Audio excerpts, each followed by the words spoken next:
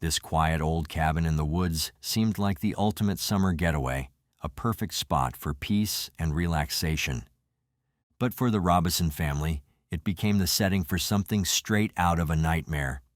It was the summer of 1968 when this well-off family made headlines everywhere. Not for anything good, but because they fell victim to brutal horrors in the very cabin where they were supposed to be resting. The crime was so horrific that it still shakes the officers and everyone else who knew about the case to this day. What's really interesting is that some investigators and people considered the case solved, yet somehow there's still something missing. And by the end of this video, you'll understand why. To kick things off, let's get to know the Robison family. The Robisons, a family of 6, were well known in Detroit's Lathrop Village, recognized for being both successful and generous. At the head of the family was 42-year-old Richard, a successful advertising executive and the owner of I Impresario magazine. His wife, 40-year-old Shirley, was a devoted homemaker, keeping everything in order at home. Their kids brought a lot of energy to the family dynamic. Their only daughter, 8-year-old Susan, 12-year-old Randall, 16-year-old Gary, and 19-year-old Richie, who was just stepping into adulthood. Now, about 10 years before the tragic summer of 1968, Richard had bought a charming cabin in Goodhart, Michigan, a peaceful, tree-filled area. This secluded spot was the perfect retreat, surrounded by stunning hardwood forests that stretched all the way to the cliffs overlooking Lake Michigan. The cabin was tucked off a scenic lakeshore road, hidden from view, surrounded by luxury lodges that blended seamlessly into the serene landscape. By the 60s, lakefront properties in Goodhart were selling for around $2,400 per foot. Adjusted for inflation, that would be about $21,090 per foot today. This made the area a prime spot for the wealthy and those looking for a private retreat. So you can pretty much guess that the Robison family was part of that same elite group. Although the cabin wasn't completely remote because it had neighbors and a caretaker, it still offered plenty of quiet. Monty Bliss, T.E. caretaker, had built the cabins in 1956 and kept them in good shape ever since. But on June 6, 1968, the family headed out, eager to spend the summer in this peaceful, pricey getaway. Summers at the cabin had become a beloved family tradition for them, and this one was supposed to be no different. Now, before the tragedy, the Robison family didn't just vanish into thin air. In fact, on June 24th that same year, Richard Robison stopped by Monty Bliss's house to offer his condolences after the heartbreaking loss of Bliss's son in a motorcycle accident. During the visit, Richard mentioned that the family planned to be away for a few weeks, traveling to Kentucky and Florida to look for property. Later, a note found on the cabin's front door confirmed they wouldn't be back until July. But then came Tuesday, June 25th. That morning, Richard made a series of phone calls from the cabin, including one to the National Bank of Detroit, asking about a massive $200,000 deposit. Unfortunately, the deposit hadn't come through, a detail that would add to the mystery of what happened next. After that, Richard called his office, where Joseph Scolaro was running things while he was away. What happened next is still a mystery. What we do know is that Richard told a few neighbors they planned to leave for Kentucky and Florida with his family later that day. But as the evening rolled in, a couple living about a quarter-mile away heard something unsettling. Gunshots mixed with raised voices. 2 men and a woman arguing. The woman later recalled, "We heard a series of shots, one with a short pause, then 3 or 4 more.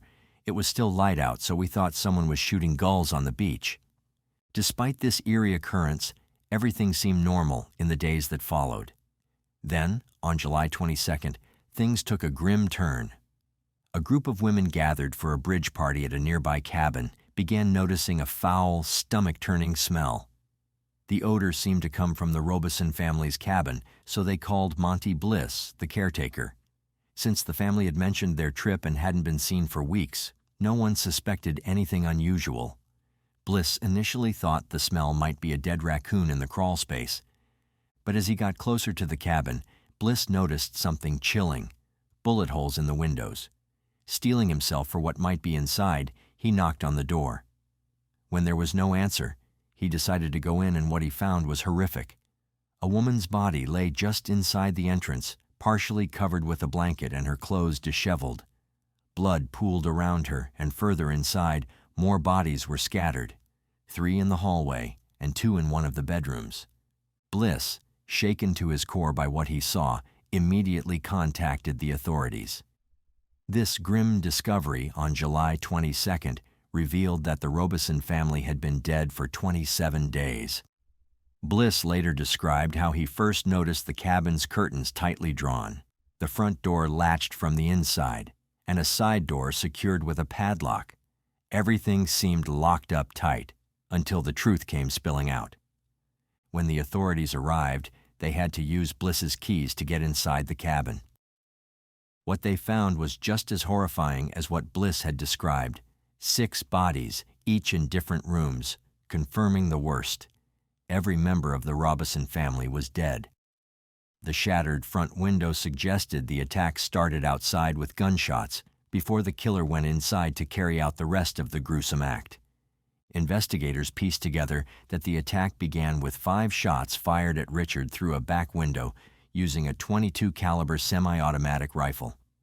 After that, the killer entered through an unlocked door and used a .25 caliber semi-automatic pistol to murder the rest of the family.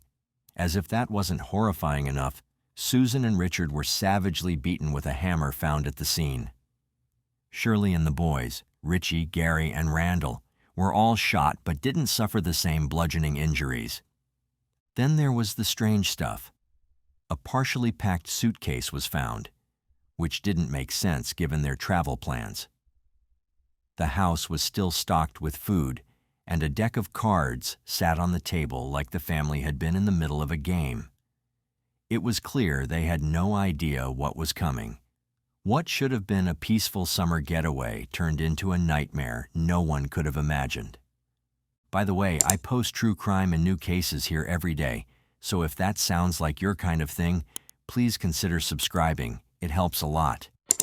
Going back to the crime scene, investigators believed one person was responsible for the brutal murders, largely because of blood-stained footprints found at the scene.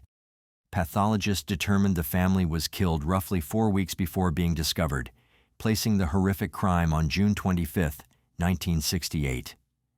The sweltering summer heat had advanced the decomposition of their bodies, making it difficult to examine the injuries thoroughly or gather significant evidence. And let's not forget, this was the 60s, far from the world of high-tech forensic tools we have today. Nevertheless, the details uncovered from the autopsies were as haunting as they come. Shirley, 40 years old, was found in the living room, lying on her stomach and partially covered with a plaid blanket. She'd been shot in the head with a .25 caliber bullet, and investigators believed her body had been staged, hinting at a possible sexually motivated crime. Richard, 42, was discovered in the hallway, sprawled over a hot air register. He'd been shot in the head with a .25 caliber bullet, but it didn't stop there. He also had blunt force trauma and skull fractures. A later autopsy revealed that before the final shot to the head, he'd been hit in the chest with a .22 caliber rifle. Richie, the 19-year-old college student, was found in the northwest bedroom, with part of his body stretched into the hallway. He'd been shot multiple times in the head, all from a .25 caliber weapon. 16-year-old Gary was found lying on his back against the east wall of the same bedroom. He'd been shot twice in the head, both times with a .25 caliber pistol. A later examination revealed he'd also been struck with a .22 caliber bullet and had back injuries. 12-year-old Randall was discovered lying on top of his father on a lavender-colored rug. His cause of death was a gunshot wound to the head, though strangely, no bullet was ever recovered.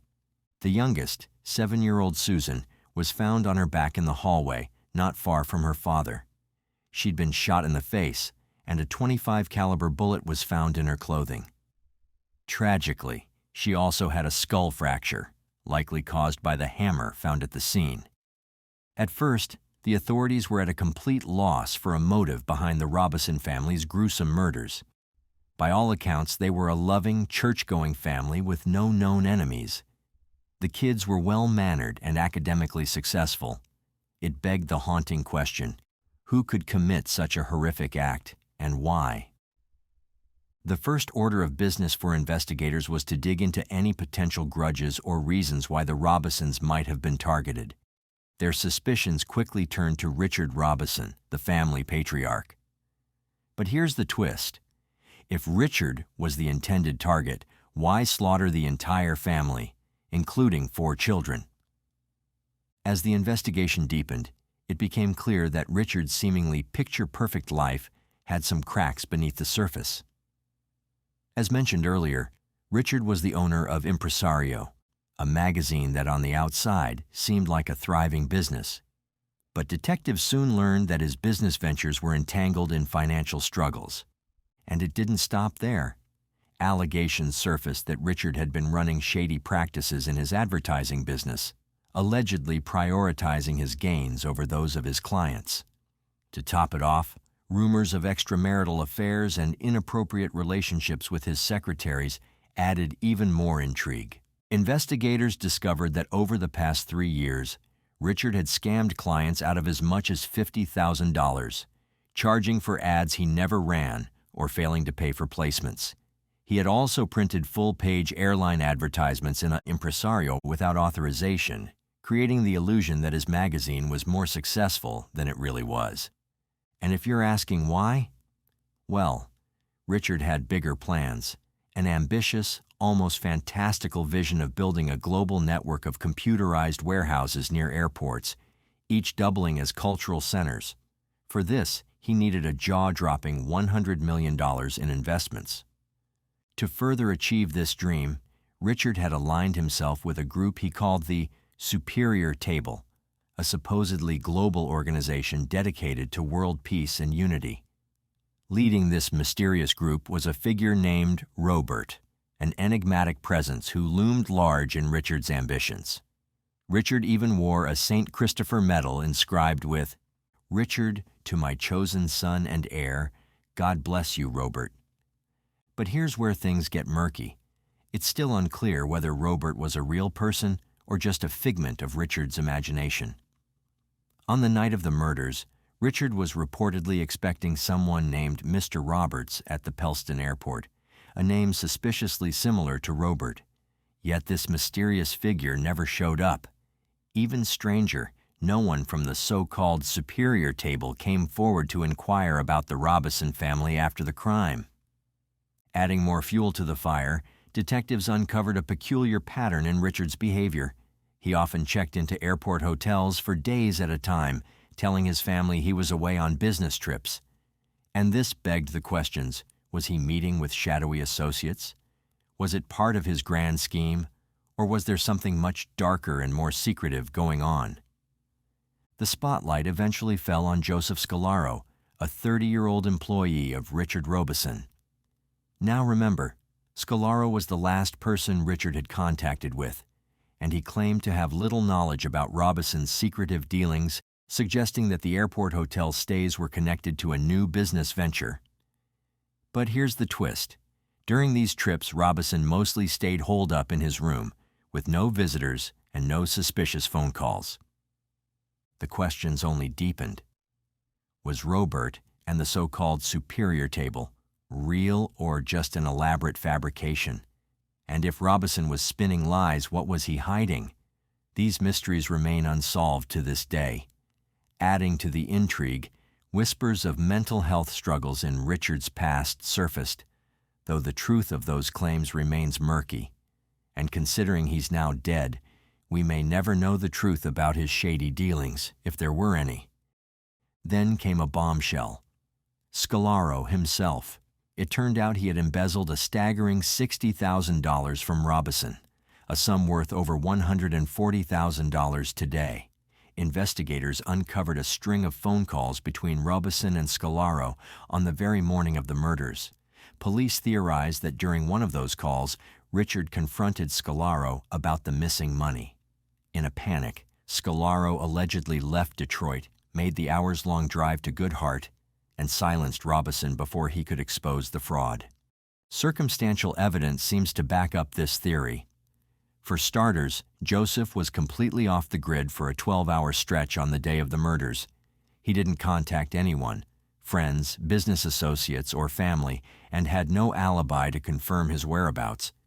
Joseph claimed he was at a plumbing convention and meeting clients, but no one could verify his story. But even with this, some parts of the case remain murky. The drive from Detroit to Goodhart usually takes about 5 to 6 hours, yet gunshots rang out around 9 p.m. on the night of the murders. Joseph's wife later provided an alibi, saying he was at home in Birmingham around 11 p.m., which throws a huge wrench into the timeline. This inconsistency left investigators scratching their heads. But as the investigation continued, more holes appeared in Joseph's story. The authorities focused on his alibi, particularly regarding the time of the murders. Joseph initially told the police that his last conversation with Robison was on June 25, 1968, when Robison had asked about some company checks.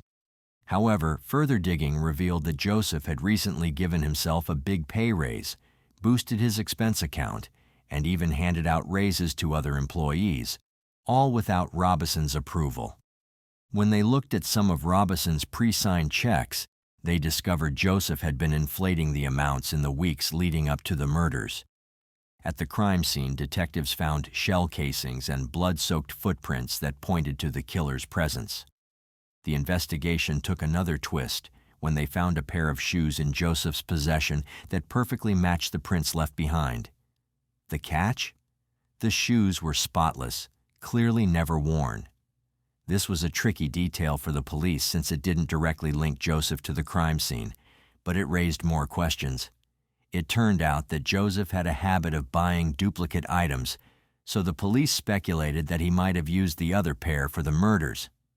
To make matters worse for Joseph, he failed 2 polygraph tests, and the results from a third were inconclusive. Following the brutal killings of the Robison family, Joseph suddenly found himself in control of the business, adding a final layer of suspicion. But this wasn't the only piece of the puzzle that pointed toward his involvement.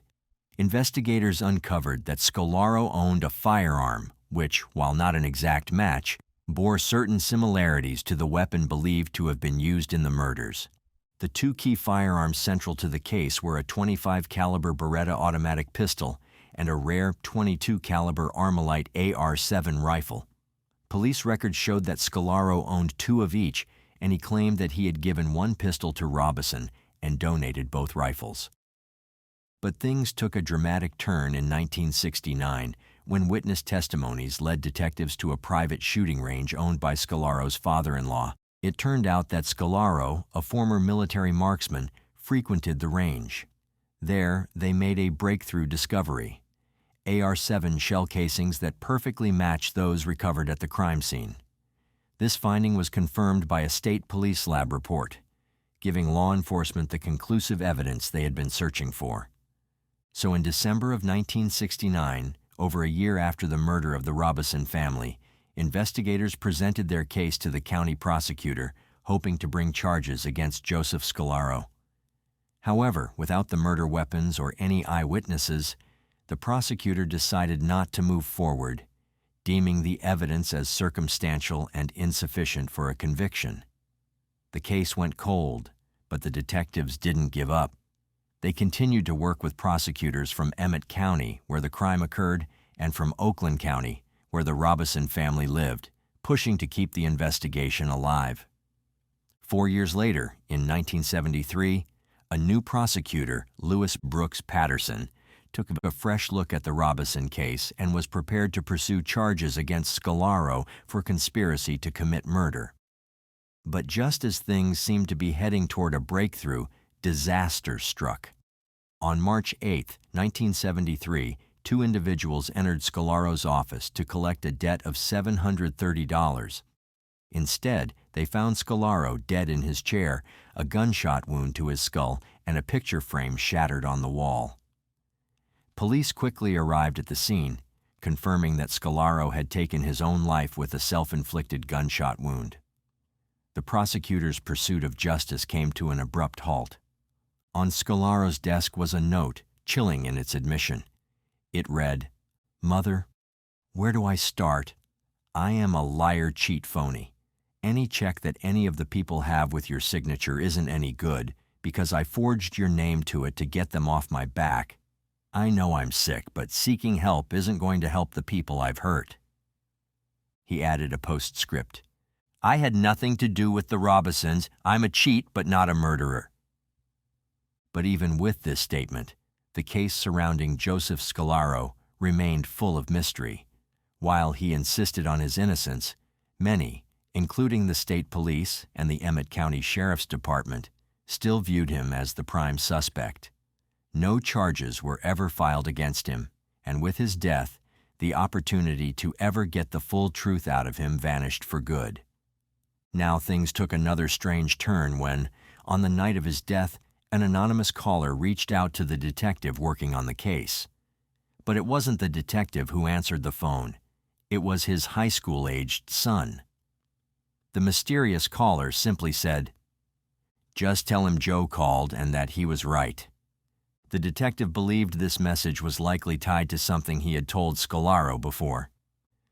"You're a good Catholic boy. It's going to eat at you until you confess."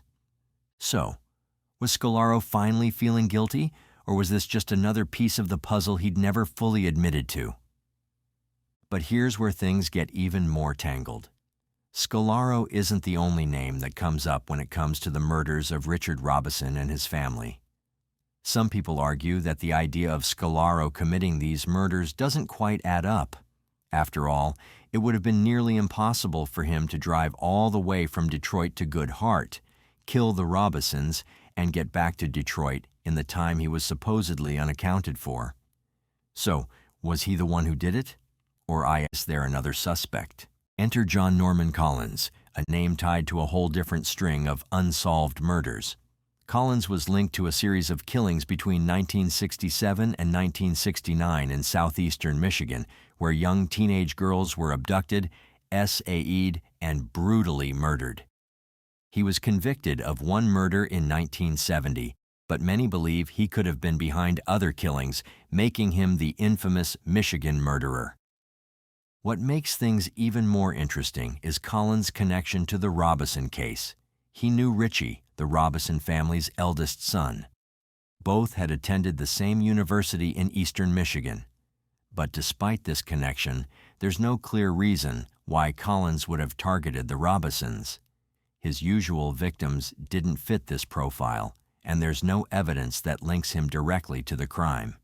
As a result, many dismiss him as a credible suspect. Additionally, there are whispers around the involvement of Monty Bliss, the caretaker of Blisswood, the cabin where the Robison family's bodies were discovered. Bliss was no stranger to the property. He had a hand in building the cabin and knew the area well. Some locals in Good Heart even speculate that Bliss might have had a motive for the murders, suggesting that grief over his son's tragic motorcycle accident, which occurred shortly before the family's death, may have pushed him to seek revenge. According to this theory, Bliss, feeling wronged by Richard Robison in the wake of his son's death, took matters into his own hands.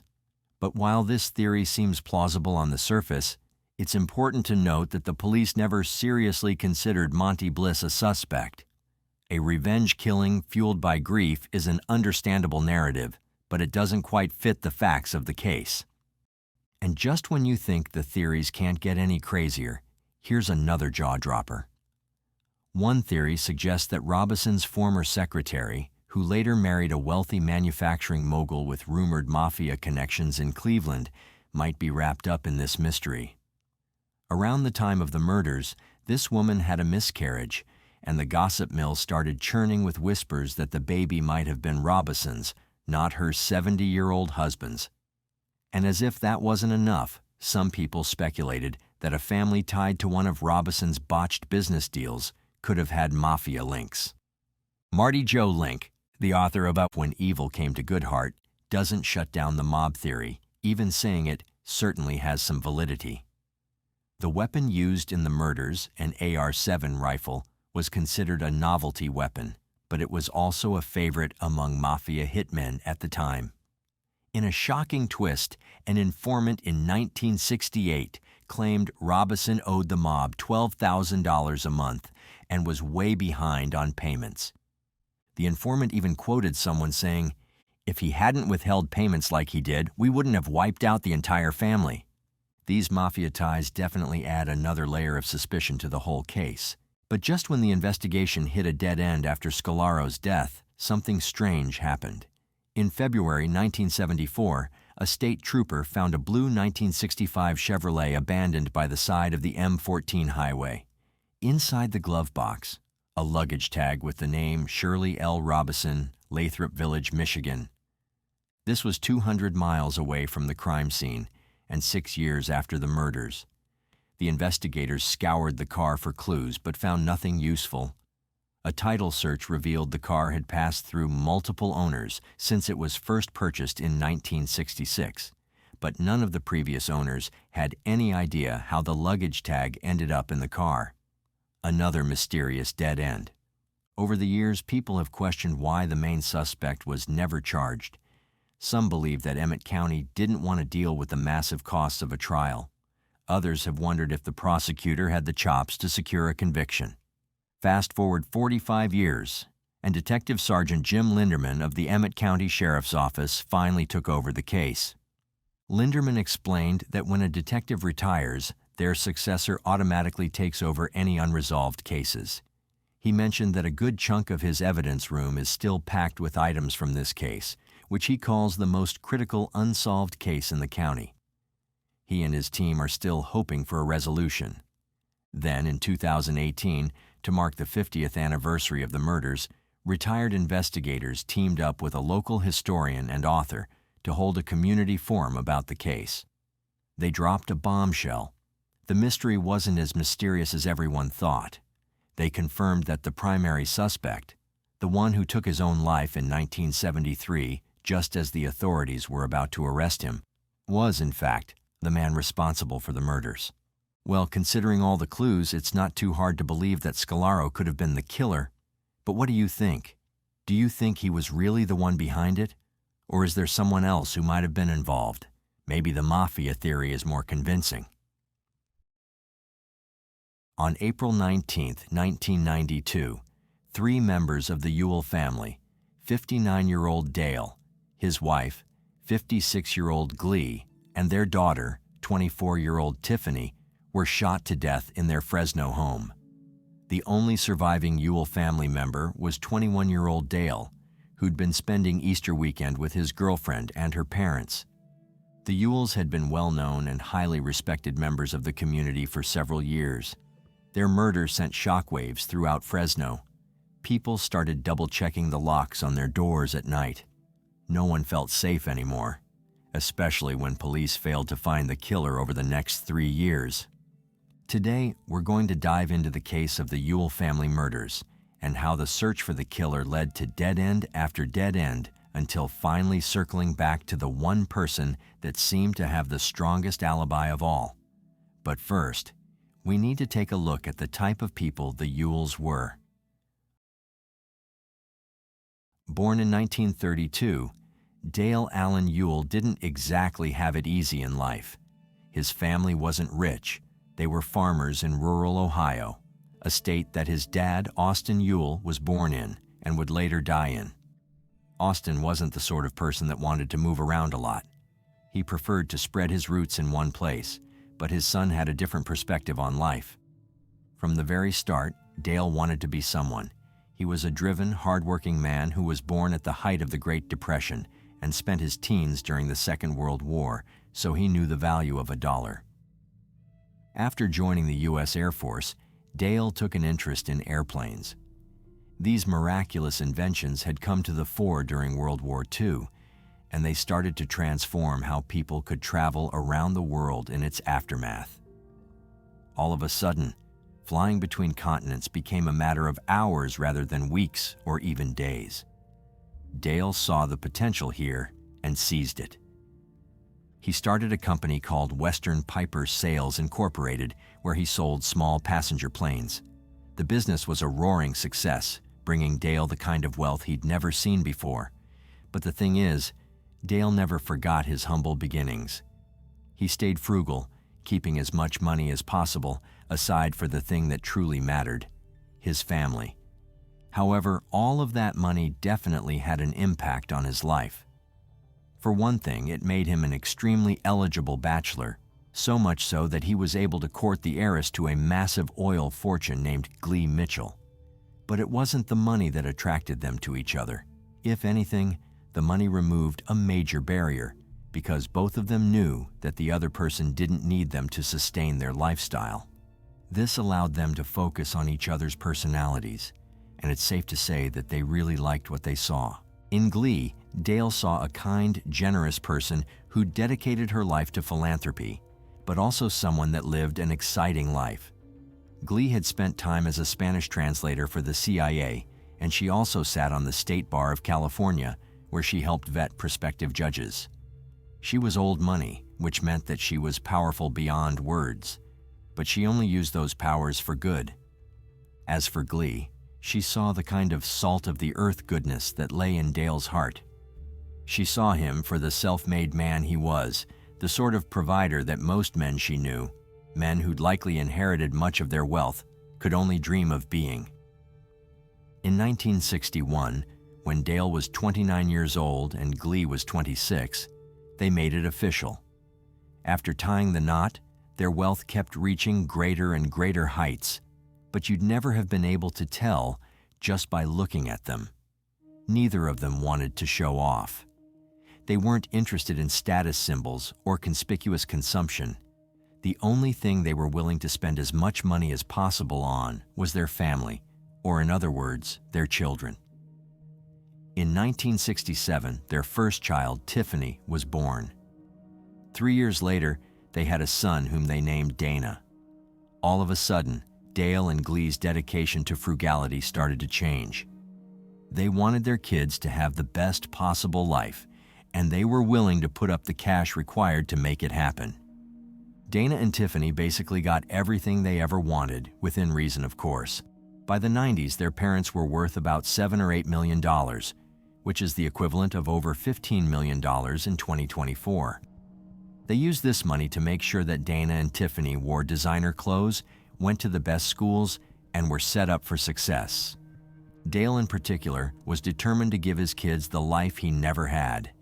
He still remembered the relative poverty of his childhood, and he didn't want his own kids experiencing anything close to that. This didn't just mean designer clothes and luxury cars, though. It also meant massive college funds that ensured Dana and Tiffany wouldn't have to deal with student loan debt later on. Tiffany seemed to take all of this in stride. She didn't think she was better than anyone else, and she likely knew that she was very lucky to be able to live this way. Dana, on the other hand, wasn't quite so humble. Ever since he was young, he wanted everyone to know just how rich he was. Those that knew him said that he was obsessed with status and wealth, and often said that he wanted to become a self-made multimillionaire by the time he was in his mid-20s. You might think that this was just an example of a boy who wanted to emulate his father. After all, Dale was a very inspiring man. He'd become quite rich himself by the time he was 25, and Dana clearly wanted to live up to his father's legacy. But at the same time, he didn't seem to realize that everything Dale accomplished came from hard work. He never had anything just handed to him.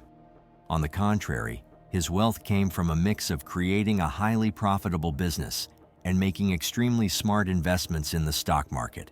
Dana apparently wanted all of the prestige and respect that came with success, but wasn't willing to put in any of the work, and so he spun a web of lies so dense that it was almost like he'd lost touch with reality. After graduating from San Joaquin Memorial High School in 1989, Dana started attending Santa Clara University, where he majored in finance. He apparently wanted to become an investment banker, likely because he thought that that was the straightest path to acquiring as much wealth as possible. However, he wasn't satisfied with the promise of future riches. He wasn't satisfied with being able to go to college without having to worry about money or the nice clothes he wore and the fancy car he drove, all thanks to his father. No, Dana didn't just want nice things. He wanted to be seen as someone who could afford nice things. In other words, he didn't want anyone to know that he was just a spoiled kid from Fresno with a rich dad. And so Dana started to lie about his life. He claimed that he was a business owner and a savvy stock market investor, and basically pretended to be his father. No one knew that he still lived with his parents or that he didn't even have a job. As far as his social circle was concerned, Dana Ewell was an independently wealthy man, and he spent what seemed like all of his cash keeping up this public image. He'd take his friends out for fancy dinners, buy them expensive presents for their birthdays, and sponsored their parties every chance he got. But perhaps the biggest recipient of Dana's so-called self-made wealth was his girlfriend, Monica Zent, who he started dating in late 1991. Now, Monica was a good-looking girl who had her sights set on law school, but that might not have been the reason for Dana asking her out. No one could have predicted this at the time, but there's a good chance that Dana started dating Monica because of her father, who was an FBI agent. Why would he care about her dad being an FBI agent? All of that will start to make sense once we get to the incident that killed every member of the Ewell family, except for Dana. For the time being, Dana and Monica seemed like a perfectly normal couple, albeit one with a massive power imbalance. Dana was still putting on a front as a wealthy entrepreneur, and his girlfriend was obviously going to get the most perks. In Monica's case, this meant that Dana went so far as to pay for her college tuition, according to some reports. This likely wasn't even necessary, since Dana's FBI agent father would have earned more than enough to pay her fees. But there's a chance that Dana was trying to make himself seem like a generous person. Unfortunately, he may have done too good of a job on that front. A local news reporter got wind of Dana's supposed success and wrote an article about him, one that became so widely read that even his parents got to know about it. Dale could tell that his son was pretending to be him to impress other people. He also realized that his son clearly didn't know anything about money other than how to spend it. This prompted Dale to change his estate plan, something that Dana would only find out about months later. However, there were rumors circling in the wider Ewell family that Dale's changes meant that he'd cut Dana off completely after he finished college. Dana heard about these rumors and realized that he may not be able to enjoy playing life on easy mode for much longer. This was when he started to hatch a violent plot to get what he believed was his. There's no way to know the exact timeline, but court records suggest that Dana Ewell decided to kill his parents sometime during the summer of 1991. This was before he started dating Monica, but he still had a fairly large social group at the time. One of the members of his social group was a boy named Joel Radovchich, who, similarly to Ewell, had dreams of becoming rich. He didn't have a millionaire father to support him, but he was still impressed by Ewell, likely due to his charming, magnetic personality. Radovchich was nothing like Ewell. He was introverted, lacked the social skills that seemed to come naturally to Ewell, and didn't have the kind of connections that would help him fulfill his dream of becoming a millionaire. This might have been partly why he wanted to help Ewell.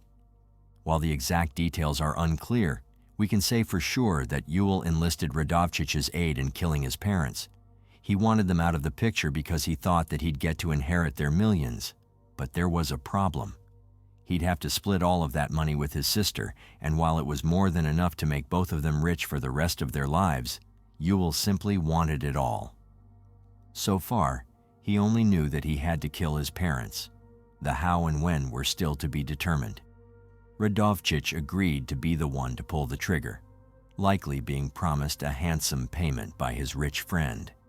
In the summer of 1991, records show that Radovchich had started looking up how to create a homemade silencer and had started asking his friends where he could buy a gun. As for Ewell, he wasn't going to play a direct role in the murder of his family. He'd already set himself up for a powerful alibi when he started dating Monica.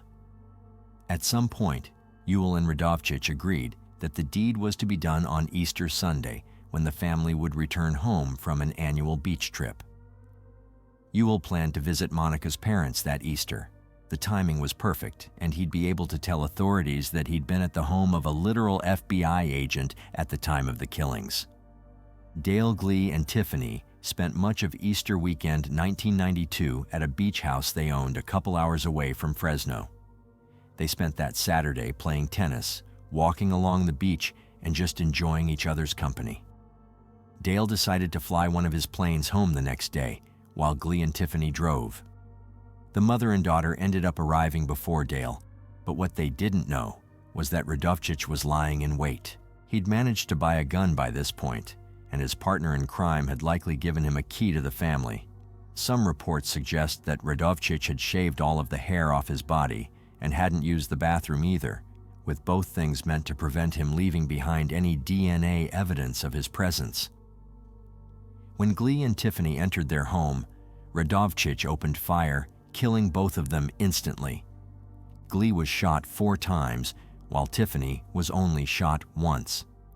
To this day, no one knows why Radovcic riddled Glee's body with bullets. Did he have a special grudge against her?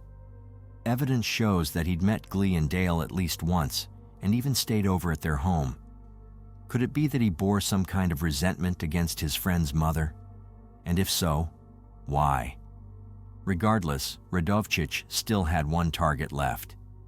When Dale came home, he probably didn't even have time to see his dead wife and daughter laying on the floor.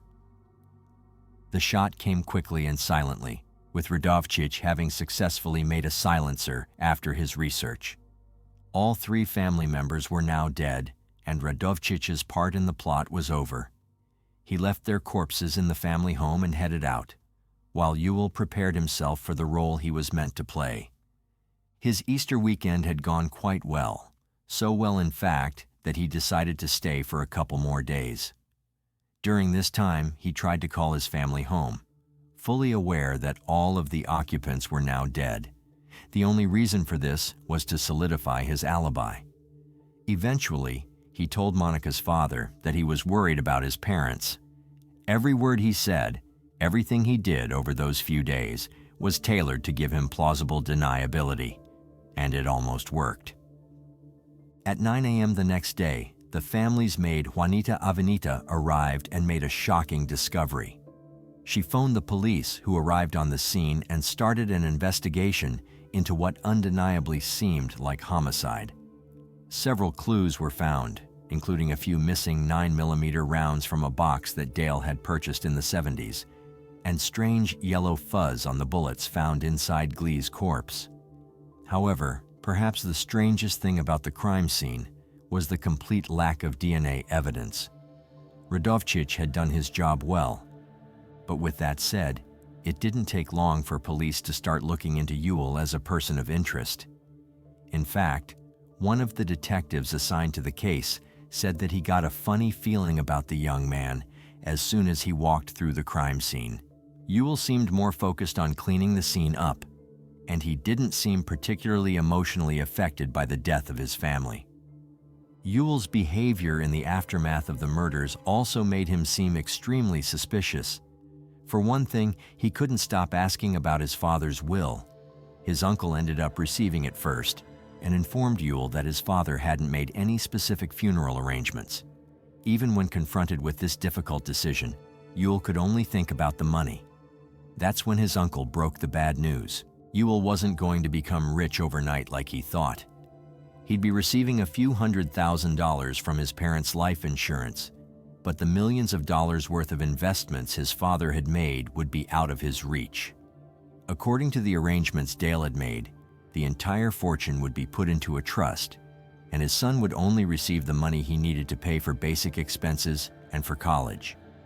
Once he turned 25, Ewell would receive the profits from his inheritance, but he wouldn't be able to access the principal amount. For that, he'd have to wait until he was 35, with the first half of the principal being given to him when he was 30. Dale's arrangement was clearly meant to teach his son a thing or two about money. He knew that if Dana received the whole amount, he'd just sell off the company and blow through his father's life's work without putting in a single hour of honest work himself. The thing is, even this setup would have made Dana far luckier than the average American, but that's certainly not how he saw it.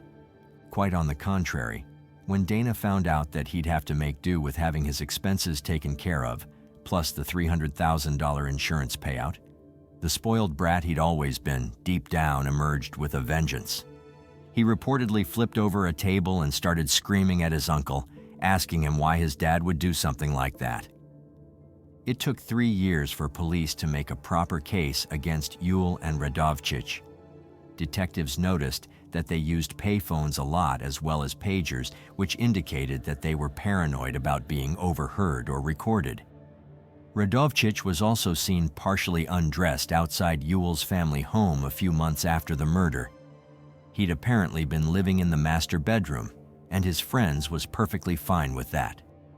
A detective wearing a wire once approached Radovchich while he was at a payphone and recorded him saying that the investigators didn't have any evidence and that they'd try to catch Ewell in a lie. They also noticed that Radovchich and Ewell referred to the murders as the three-shirt deal, a poorly coded message that didn't take much time for them to track. On March 2, 1995, Ewell and Radovchich were arrested and charged with murder. They were convicted on all charges in May of 1998, and the prosecutors started pushing for the death penalty. It was only because the jury couldn't agree that the two culprits managed to live. They received life sentences without parole instead, with Ewell spending the remainder of his days in protective custody at California State Prison. He later found religion and started participating in a prison pen pal program, and in his bio admits to having done terrible things. He seems to have forgiven himself to some extent, although he also admits culpability. However, he also seems to think that he deserves to go free, even applying for a presidential pardon in January of 2022. As for Radovchich, he's been in Mule Creek State Prison this whole time. Unlike his co-conspirator, he's maintained a low profile. It's highly likely that the horror of having killed 3 innocent people continues to haunt him to this day. So what do you think of this case? Do you think Dana Ewell and Joel Radovchich were the only ones involved, or did Ernest Ponce have a role to play as well? My name is Mary Lyons. I'm the banking center manager. We have a lady who is in our bank right now who says that her husband and children are being held at their house. The people are in a car outside the bank. She is getting $15,000 to bring out to them that if the police are told, they will kill the children and the husband. Her name is Jennifer Petit, P-E-T-I-T. Okay, she's still in the bank? Yes, she is. Okay, she's being held, or her husband and family's being held? Yes. At their house? Yes. They're tied up. She said they drove her here. I'm trying to look and see where she's gone. She went outside, but I don't... Oh, wait, I see her walking now. She is petrified. On July 23, 2007, 48-year-old Jennifer Hawk Petit and her daughters, 17-year-old Haley and 11-year-old Michaela, were burned alive during a calculated cold-blooded home invasion. Dr. William Petit, husband to Jennifer and father to Haley and Michaela, heard much of what happened to them.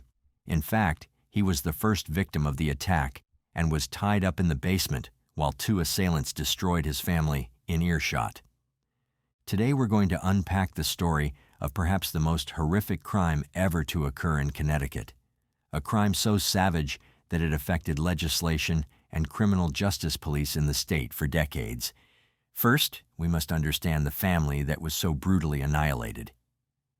William Petit, known to his friends as Bill, had always wanted to be a doctor.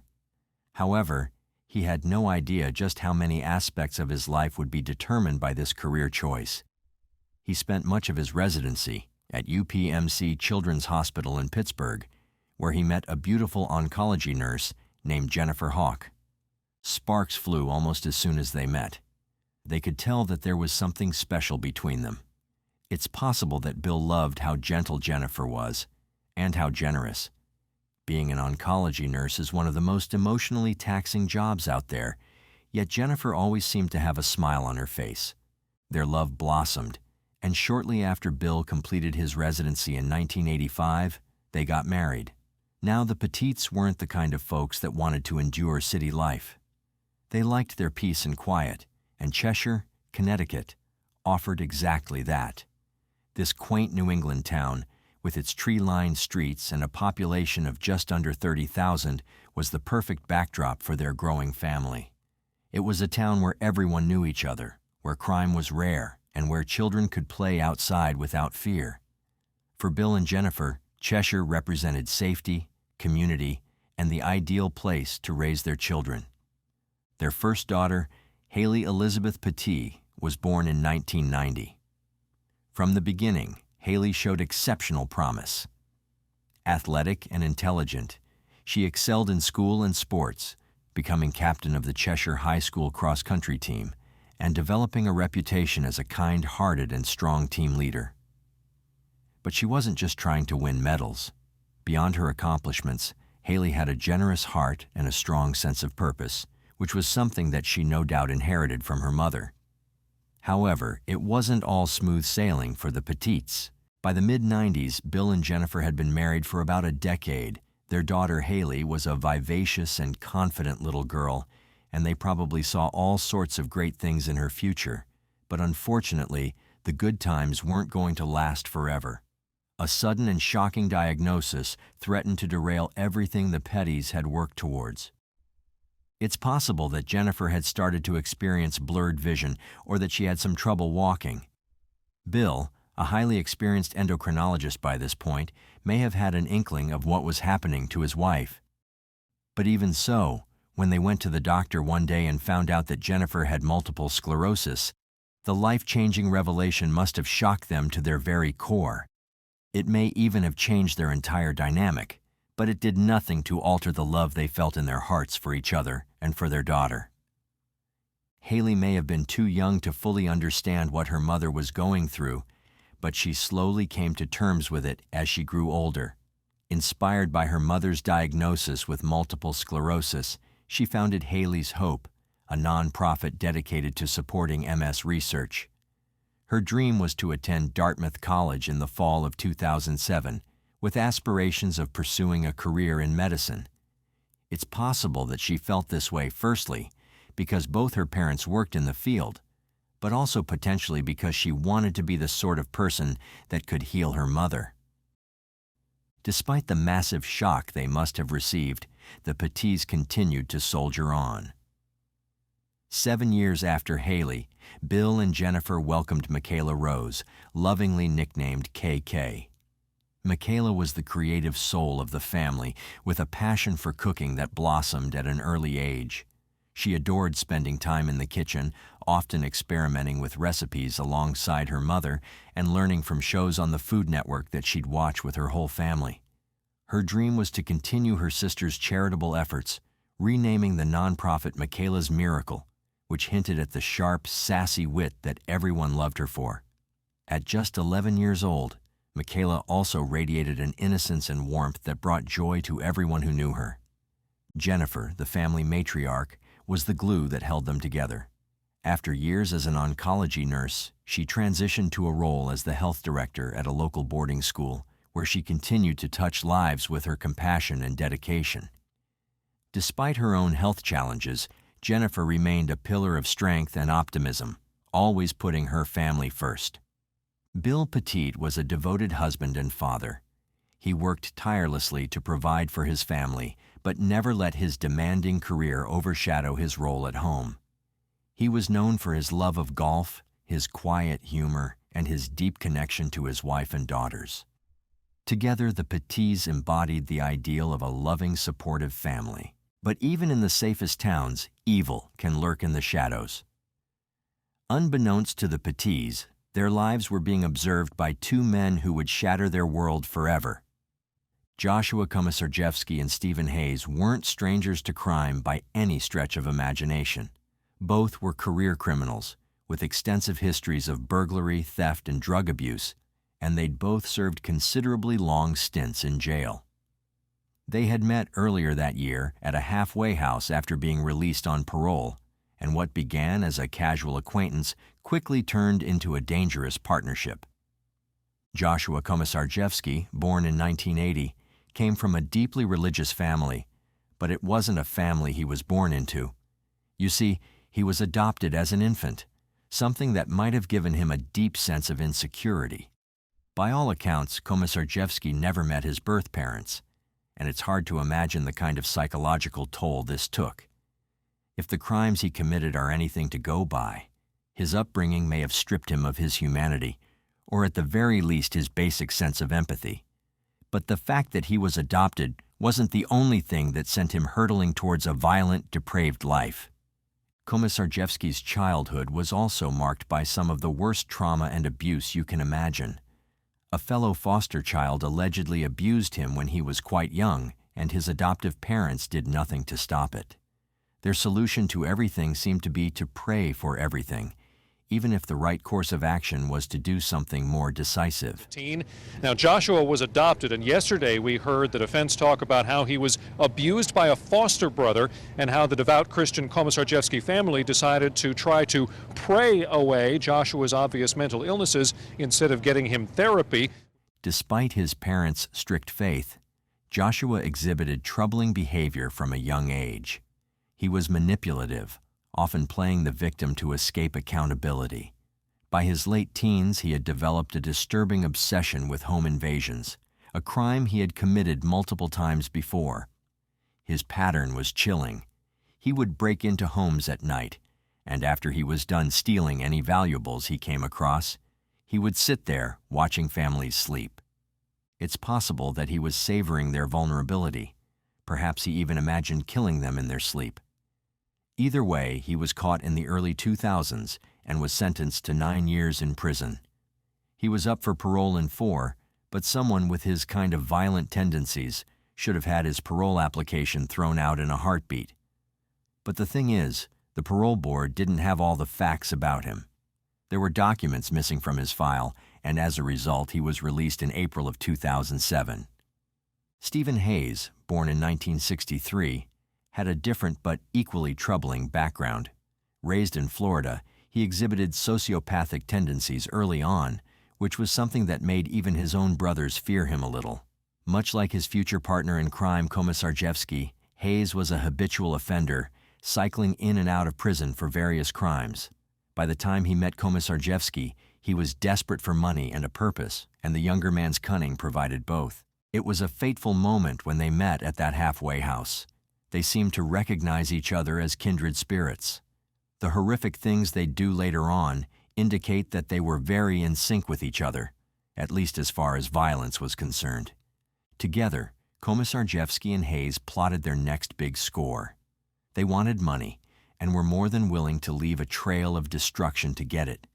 Their shared love for violence and lack of empathy made them a dangerous duo. And on the night of July 22, 2007, their twisted plans converged with the unsuspecting Petit family. On July 22nd, Jennifer took her daughter Michaela to a nearby store to buy ingredients for dinner. Michaela wanted to make bruschetta and pasta to show off her cooking skills, something that her dad was likely looking forward to greatly. The family had dinner at around 7 p.m., after which they watched TV together. The combination of exhaustion after a hard day's work, coupled with the carb-heavy meal he'd just had, put Bill right to sleep while he sat in the sunroom, prompting Michaela and Jennifer to head up to the master bedroom where they read Harry Potter together. Haley went to her own bedroom and fell asleep. They had no idea that someone had been watching them the whole time. Some reports suggest that Komisarjevsky and Hayes had already done multiple home invasions by this point. Komisarjevsky liked to target people he'd come across in public, and he happened to be at the store that Michaela and Jennifer visited. As soon as he saw the child, Komisarjevsky developed a sick, perverted fascination with her. It's highly likely that this is what motivated him to target the Petits. Hayes may have been motivated more by pure greed, because the Petits seemed like they had plenty of money. When he found out that they had new targets, Hayes excitedly started texting his partner in crime, asking him if it was time to do the deed. Komisarjevsky responded that he was putting his 5-year-old daughter to bed, a daughter that he'd likely never met properly until he got out of prison. He told Hayes to hold his horses. Hayes, acting more like a child that can't wait to go to the candy store, said that the horses were chomping at the bit to be set free. At around 3 a.m. on July 23rd, the two criminals headed to the Petit household to set their gruesome plan in motion. The Petits likely felt perfectly safe in their home because all of the doors and windows were locked. Cheshire was also a very safe community, the sort of place that hardly saw any crime. Perhaps this was why the Petits never really locked their basement door.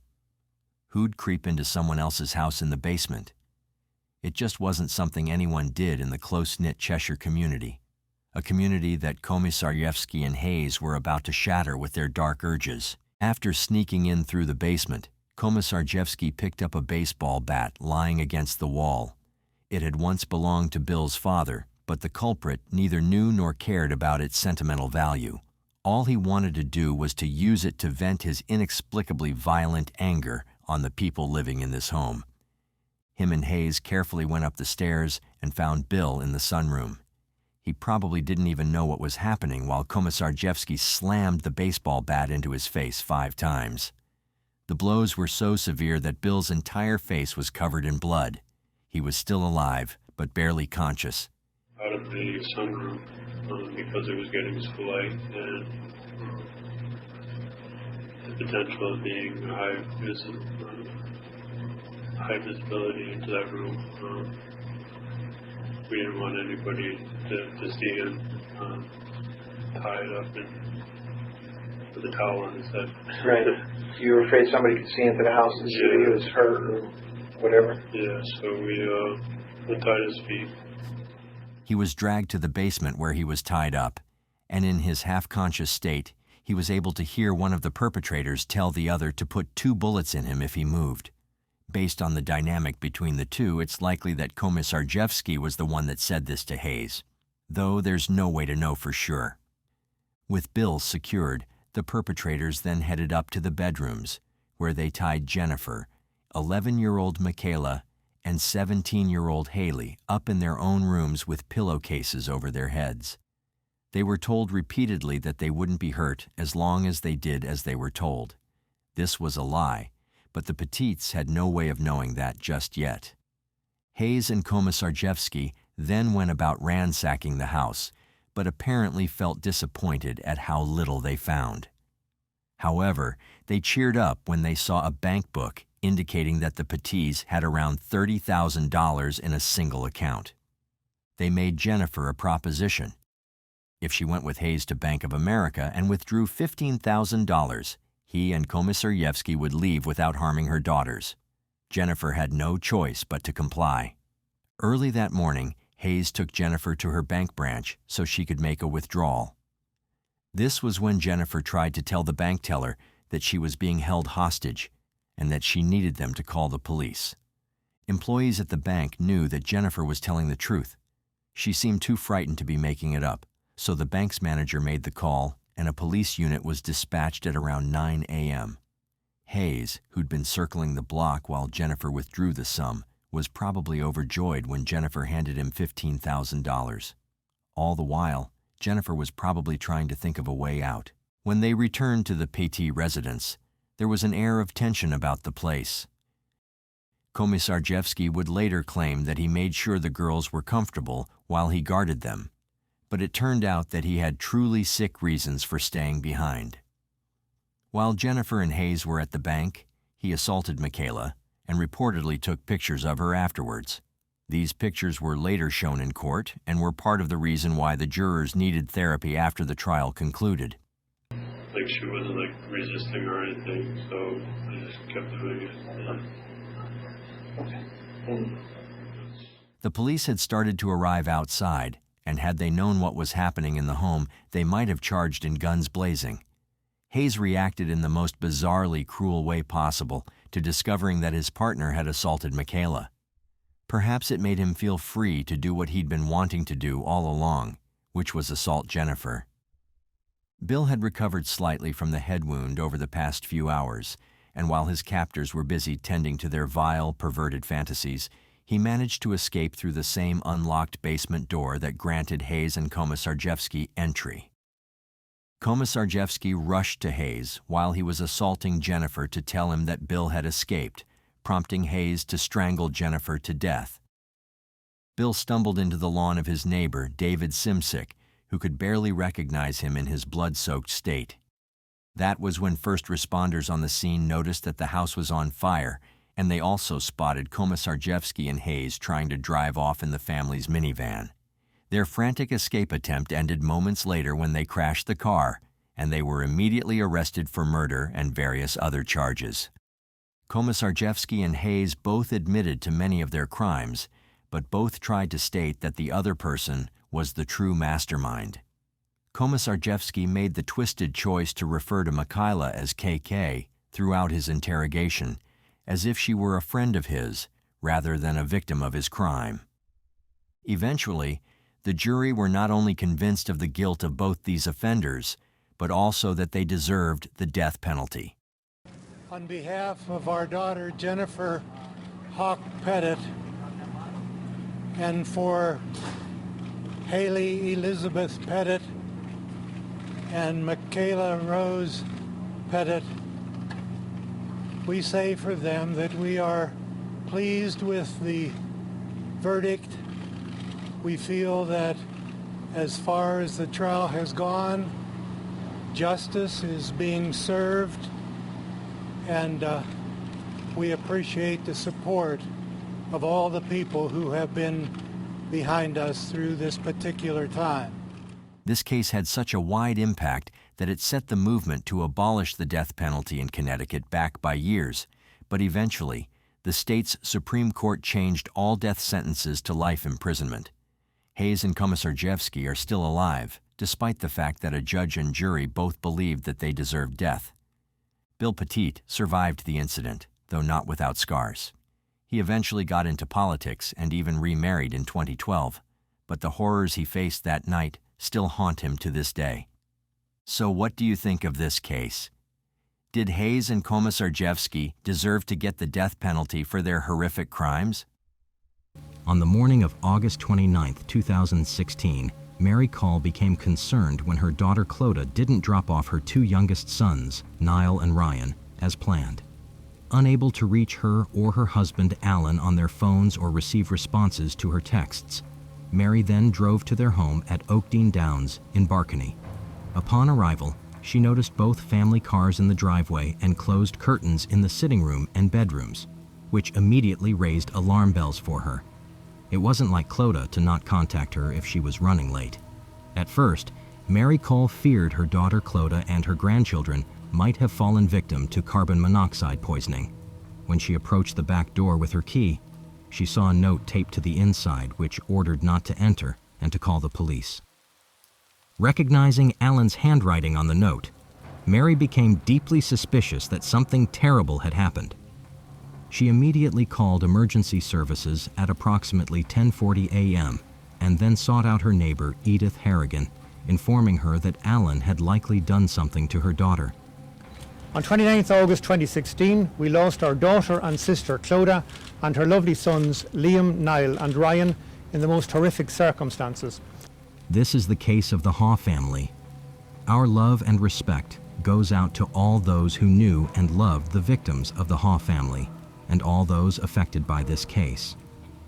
Alan and Clodagh Hawe were both educators deeply involved in their local communities. Alan Hawe, originally from Windgap in County Kilkenny, was a deputy principal at Castle Rahan National School near Barcony, where the family lived. Clodagh Hawe, formerly Clodagh Call, came from Mount Nugent, a village in the southern part of County Cavan, not far from Ballymamesduff. She worked as a teacher at Orristown National School, which is located southeast of Kells in County Meath. They had 3 sons, 13-year-old Liam, 11-year-old Niall, and 6-year-old Ryan. The previous evening, everything seemed normal to Mary.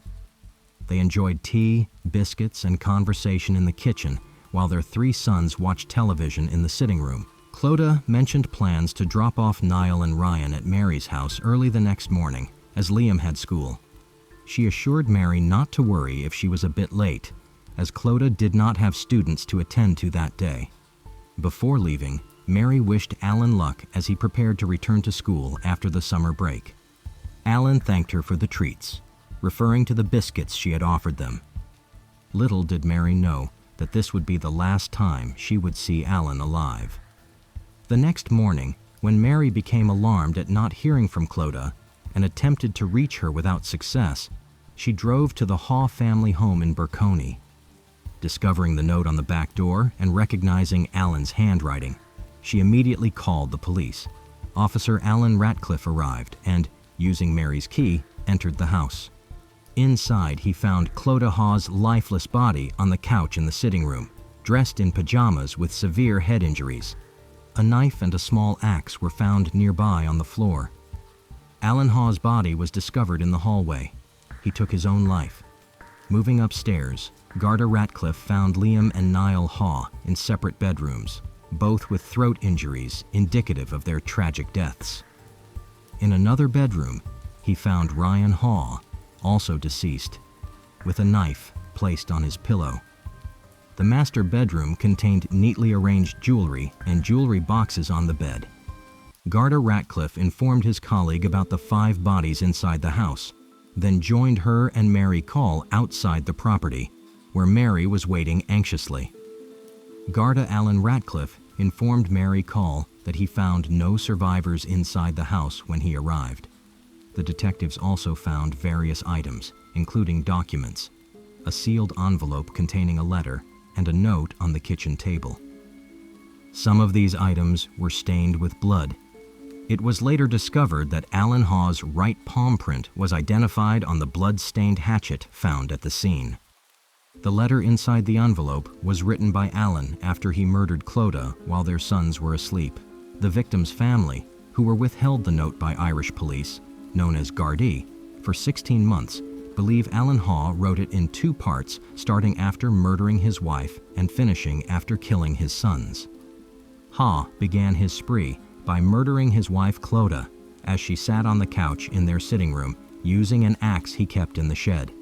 He then sat at the kitchen table to write his murder-suicide letter, sealing it in an envelope. Next, he took a kitchen knife and walked upstairs to attack his 3 sleeping sons. After killing them, he returned to add more words to the outside of the envelope. During the investigation, it was discovered that Alan Hawe had planned his actions meticulously. He retrieved the axe from the shed and moved furniture so that Clodagh would have her back turned as he entered the sitting room. At that moment, Clodagh was innocently browsing holidays online and having tea. Alan approached from behind and brutally attacked her with the axe, stabbing her in the back and nearly severing her hand as she tried to defend herself. After murdering Clodagh, Alan sat down to write the letter, leaving the axe and knife on the floor. He then made his way upstairs with a new knife. He knelt on Liam's chest and cut his windpipe to prevent him from screaming. Niall, sharing the room with Liam, likely didn't wake up immediately due to Liam's inability to make noise, but he had defensive wounds on his hands. Alan repeated the same brutal act with Niall before moving to Ryan's room. Ryan, the youngest and smallest of the 3 boys, was subjected to a particularly cruel and violent attack. According to the testimony given during the investigation, Hawe used a sawing motion on Ryan before covering all of them with a duvet and leaving the knife he used on Ryan's pillow. Afterward, he returned downstairs to write more, transferred money, and organized paperwork while his family lay dead around him.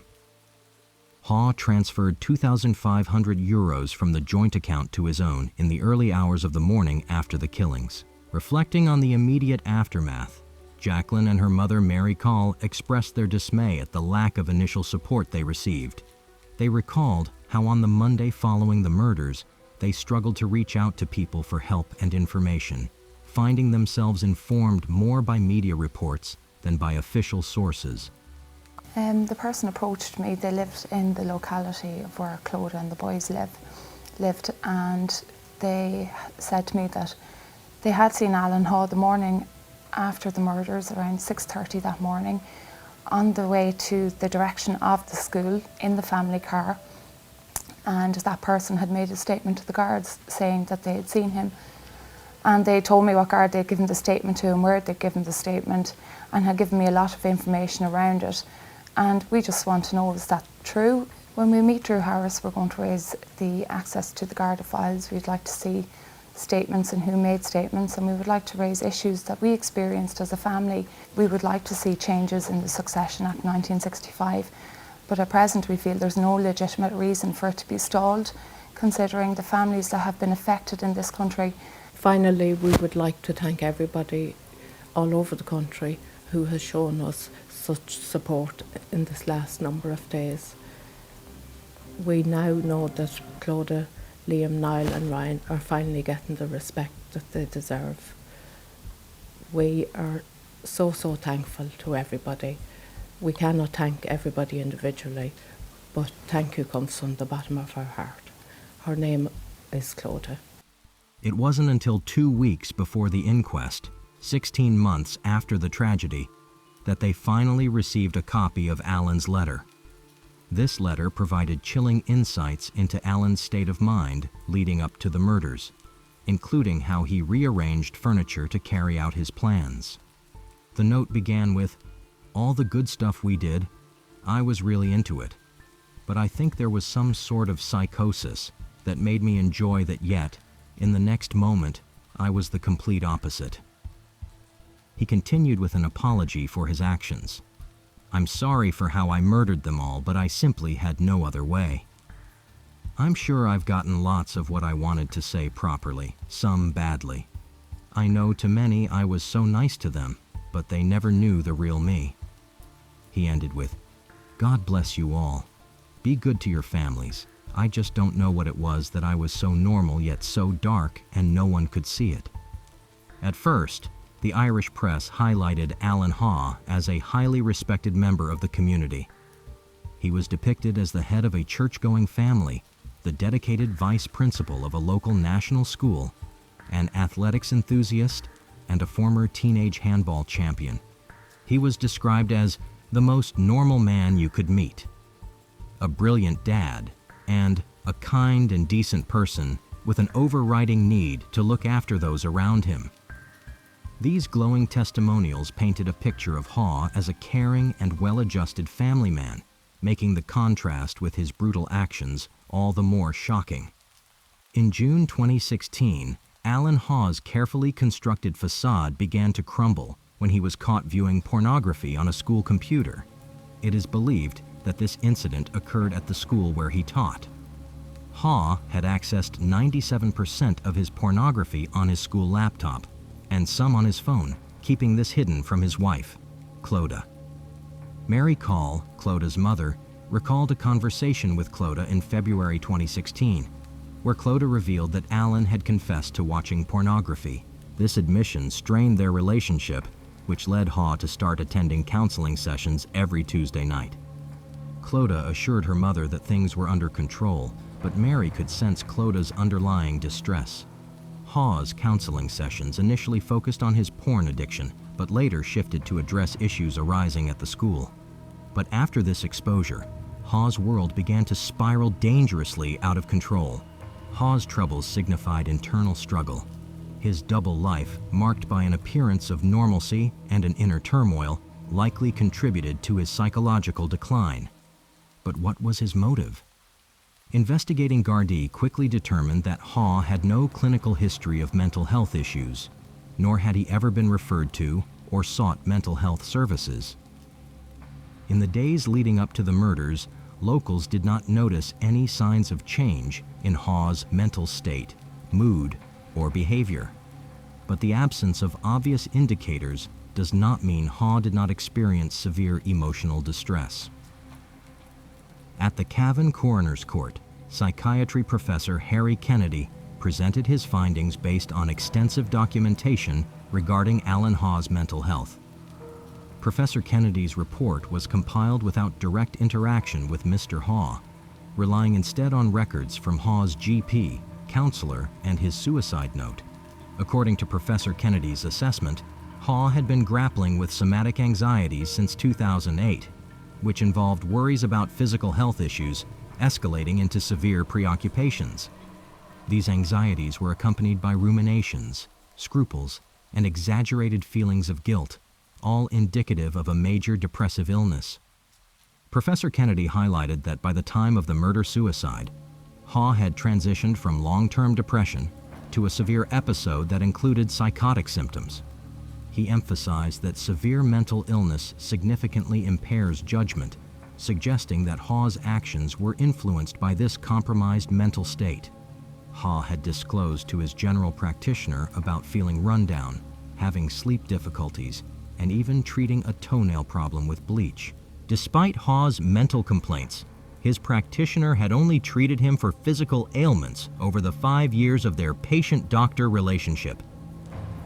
In counseling sessions with David McConnell from March to June 2016, Hawe expressed ongoing troubles and disclosed a history of feeling down in his 20s, which had resolved when he started working.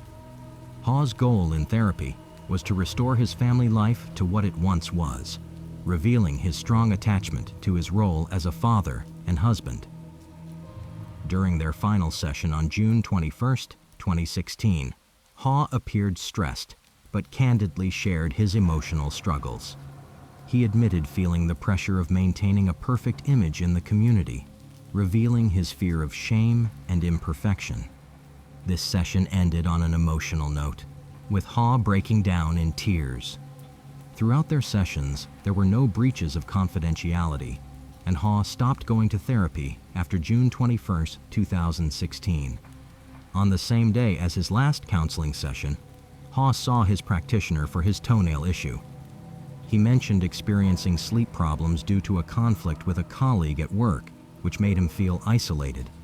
Despite these issues, he did not ask for a sick note. The practitioner noted that Hawe was preparing for the end of the school year and looking forward to a holiday in Italy. She prescribed him 10 sleeping pills to address his short-term insomnia and advised him to avoid further work conflict, suggesting he return if his condition did not improve. The practitioner observed that Hawe appeared clear, coherent, focused, and displayed normal behavior with no signs of agitation. She reported no indications of despair or hopelessness, emphasizing that his primary stressor seemed to be the work conflict, and he appeared positive about the upcoming holiday.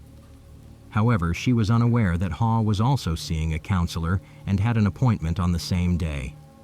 In one section of his note, Alan Hawe wrote, "I cannot let them face a life without me and the shame they would have to bear that their father had committed suicide. I have wanted to kill myself for a long time now, and I just could not bear the thought of leaving my mess and the anger and rejection that Clodagh and the boys would have to live with forever." It is common for suicidal individuals to perceive themselves as burdens to others, believing that their loved ones would be better off without them. Expressions of sympathy were extended to the Call and Hawe families by the police, the coroner, legal representatives, and the jury. The jurors deliberated for about 10 minutes before returning the advised verdicts. For Alan Hawe, the coroner recommended a verdict of self-inflicted death or suicide. Following her guidance, the jury deliberated and returned verdicts in accordance with the coroner's recommendations. The inquest concluded on December 19th, 2017. Shortly after the murders, women's rights groups in Ireland, such as Women's Aid and the National Women's Council, criticized the Irish press for what they perceived as an overly sympathetic treatment of Alan Hawe. Clodagh's sister and mother were reportedly left €50,000 in debt due to the legal costs of pursuing the release of documents. They also criticized the lack of support provided by the state and charitable organizations to their family and the families of murder victims in Ireland generally. They were savagely and brutally killed by Alan Hawe in a premeditated and calculated manner. We are aware that the inquest has a limited role in law in that its function is restricted to establishing how, where and when our loved ones died. However, it is clear from the evidence presented at the inquest that Clodagh and her boys were killed in a sequence that ensured that the eldest and most likely to provide effective resistance were killed first, and that they were executed in a manner which rendered them unable to cry out for help. The case was reviewed in 2019 following efforts by Clodagh's family, amid reports that Alan Hawe had been seen visiting the school where he was employed on the morning of the killings. In 2019, the school where Clodagh had been employed unveiled a new hall named in her memory. Do you think there is something that was missed that could have prevented this awful tragedy? In the brutal Vizconde massacre of June 30th, 1991, where a mother and her 2 daughters were brutally killed, a mix of false confessions, fake investigations, and famous suspects emerged, and some even got away with murder.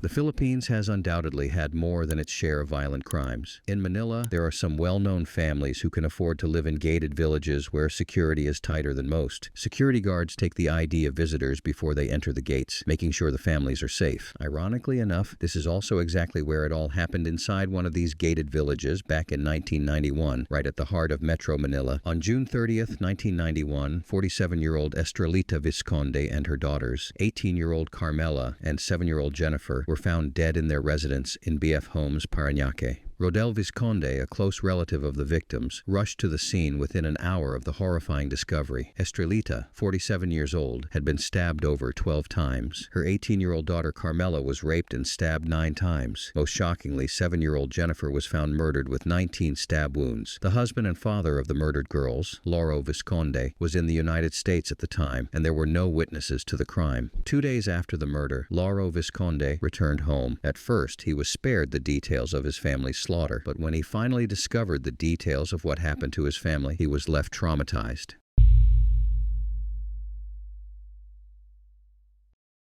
Following the finding of the victims, the police immediately started the investigation and took fingerprints and photographs from the crime scene. When they were satisfied with the crime scene investigation, the police told the family relatives they could clean up the house, which later turned out to be the destruction of vital evidence. We were not talking that much about DNA. Unfortunately, that was not an option, because the laboratories at the time could not do it, said an officer from the National Bureau of Investigation assigned to the case. But you make the most of what you've got, and that means once you decide to burn it, you've given up. With so much vital evidence destroyed, the police had to focus on the murdered family's background, but there were only a few clues that could potentially explain why the Vizconde women were murdered with such brutality. For the police, the most confusing question was the motive. The Vizcondes were not extremely wealthy and had no known enemies. The family was quite close-knit, and everyone respected them. The murdered children, Jennifer and Carmela, were normal, loving kids who doted on each other. 7-year-old Jennifer, in particular, was very protective of her older sister, so who could have wanted to purposely destroy a seemingly ordinary and loving family? As the details of the murders spread to the public, the police found themselves under significant pressure to solve the crimes and to do it fast. Their first set of suspects were 6 house burglars from the Barroso gang who were notorious for breaking into luxury suburban homes. The police arrested them after they confessed to the Vizconde murders. But from the get-go, the Vizconde family was skeptical about the robbery motive. They claimed that appliances and car keys were left behind, while police insisted that expensive pieces of jewelry were stolen and later traced to pawn shops upon the burglar's confession. But despite the family's objections, the police arrested them and quickly closed the case. But still, the Vizconde family continued to doubt the burglar's story. Rodel Vizconde, the relative who found the bodies, pointed out several inconsistencies. He heard the burglars claim they moved the victims' bodies to the 2nd floor of the house, but the Vizconde home was a bungalow with no 2nd floor. The burglars also mentioned being chased by the family's dog, which the Vizcondes didn't have. Their confession included a struggle in the living room where they supposedly stabbed Estrelita, yet no bloodstains were found there. These contradictions led the family to suspect that the confession was completely made up. But why? This suspicion was confirmed when the burglars were brought to the media and admitted they had falsely confessed. They claimed they were tortured and abused by the police and showed bruises and cuts on their bodies as evidence. Due to a lack of sufficient evidence, the 6 burglars were let let go. The second set of suspects was a group led by engineer Danilo Aguas, whose fingerprints were allegedly found on the house's garage lights. Again, there was a lack of evidence linking them to the crime. Officers then looked into the background of the family, but came up with nothing. Over more than a year, the NBI followed several new leads and picked up a number of suspects for the Vizconde murders, but none of the charges stuck. The lead investigator proposed that no one in their right mind would commit such a crime unless it was about drugs. At the time, cocaine and crystal meth were very popular among addicts. Police took a closer look at the drug scene in BF homes, where kids from rich families had the means to get such illegal substances. While all this was happening, the grieving Vizconde family grew increasingly suspicious of how the investigation was being conducted. They suspected something bigger was at play, perhaps even a cover-up to hide the true perpetrators. Their suspicions were confirmed when one of the investigators came forward and claimed that he was threatened to leave certain names out of the investigation. The investigator also claimed he was ordered by a former general, whose relative was one of the suspects, to stop the investigation and hand over all the evidence to him, but with no concrete evidence, eyewitnesses, or confessions. The case did not make any progress. The Vizconde massacre remained unsolved for almost 4 years until an eyewitness came forward. Jessica Alfaro, a self-confessed former drug addict, confessed to everything she saw during a police interview on April 28, 1995. And here is where the puzzle begins.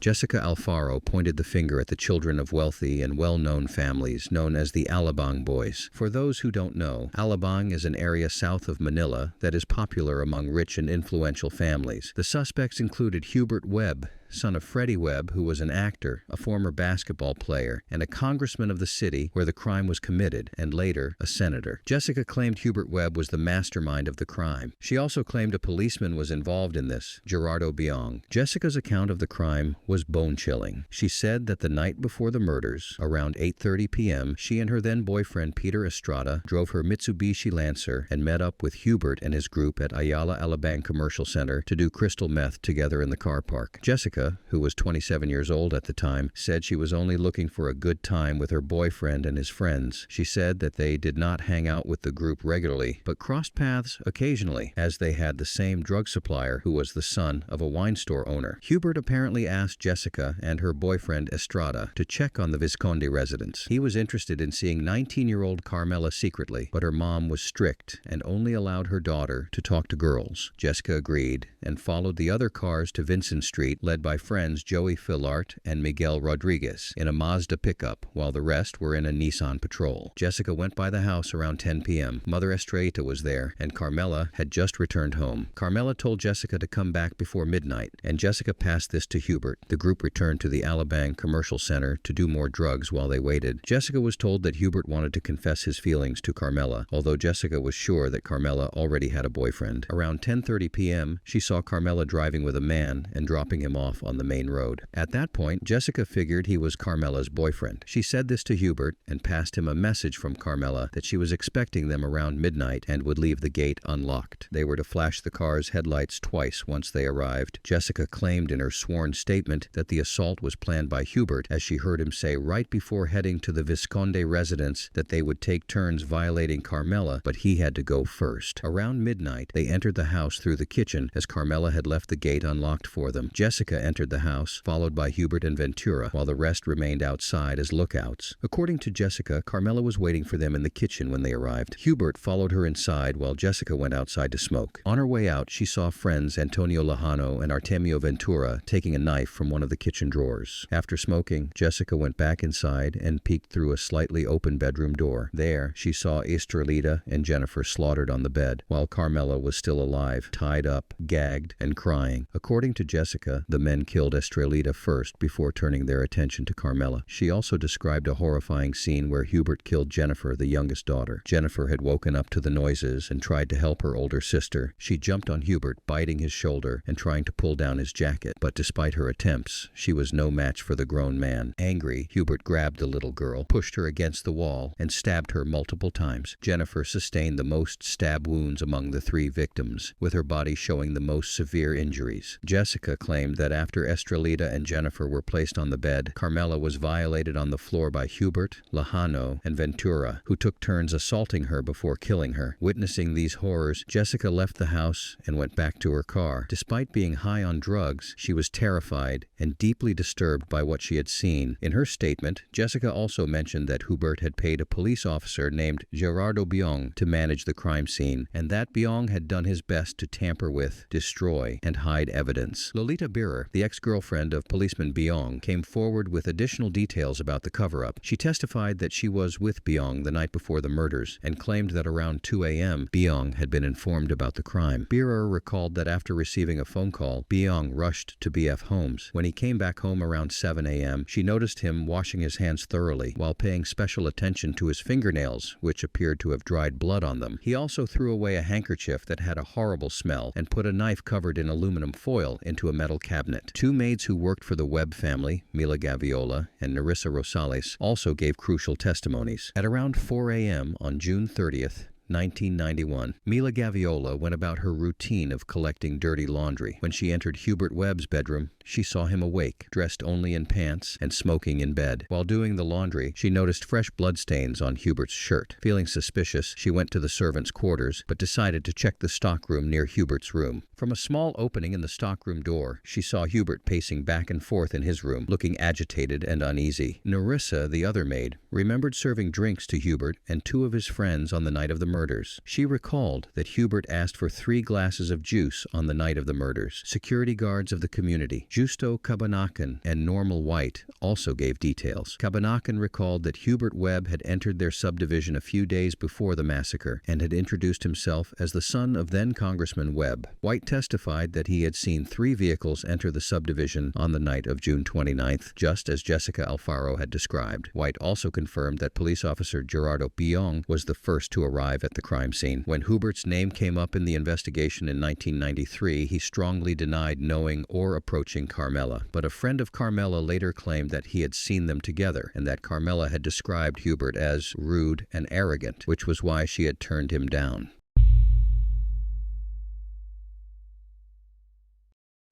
Hearings officially began in October 1995 at the Parañaque Regional Trial Court, ruled by Judge Emily T. Tolentino. The defense team presented 95 witnesses, including Hubert Webb himself, his father, and other relatives and friends, to back up Webb's claim that he was in the United States from March 9, 1991 to October 26, 1992. But on October 1, 1996, 1 year after the beginning of the trial, the judge accepted only 10 out of the 142 pieces of evidence submitted by the defense. According to Philippine law, alibi is generally considered the weakest defense, especially when there is direct testimony from an eyewitness that is corroborated by others. Among the defense witnesses was Artemio Sacagawing, a former NBI official who testified that Jessica Alfaro was an NBI asset and only took on the role of eyewitness when no actual witness to the Vizconde killings could be found. In response, former NBI official Pedro Rivera countered Sacagawing's testimony and claimed it was a lie.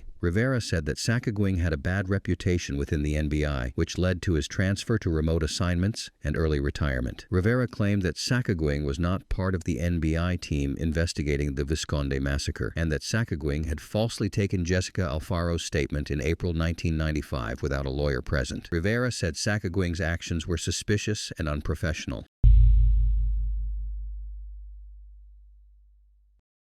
On January 6, 2000, Judge Tolentino found Hubert Webb, Peter Estrada, Hospicio Fernandez, Michael Gatchalian, Antonio Lejano II, and Miguel Rodriguez guilty beyond reasonable doubt of the crime of rape with homicide. They were sentenced to life in prison and ordered to pay the Vizconde family 3 million pesos for the murders. But 2 of the accused, Joey Filart and Artemio Ventura, are still missing to this day. They are believed to have fled the country for good. Parañaque policeman Gerardo Biong was found guilty as an accessory for burning bedsheets and tampering with other evidence related to the crime. He was sentenced to 11 years in prison and was released on November 30, 2010, after serving his sentence. In her ruling, Judge Tolentino criticized the testimony of the defense witnesses as inconsistent and biased. She noted that many of the U.S.-based defense witnesses, who were mostly relatives or friends of the Webb family, suffered from what she described as incorrigible and selective memory syndrome. For example, Alex Del Toro, the husband of a Webb relative, testified that he had hired Hubert Webb at his pesticide company in California, but both Webb and Del Toro were unable to describe Webb's job duties in court. Additionally, Tolentino found it impossible that Webb was working in a pesticide company,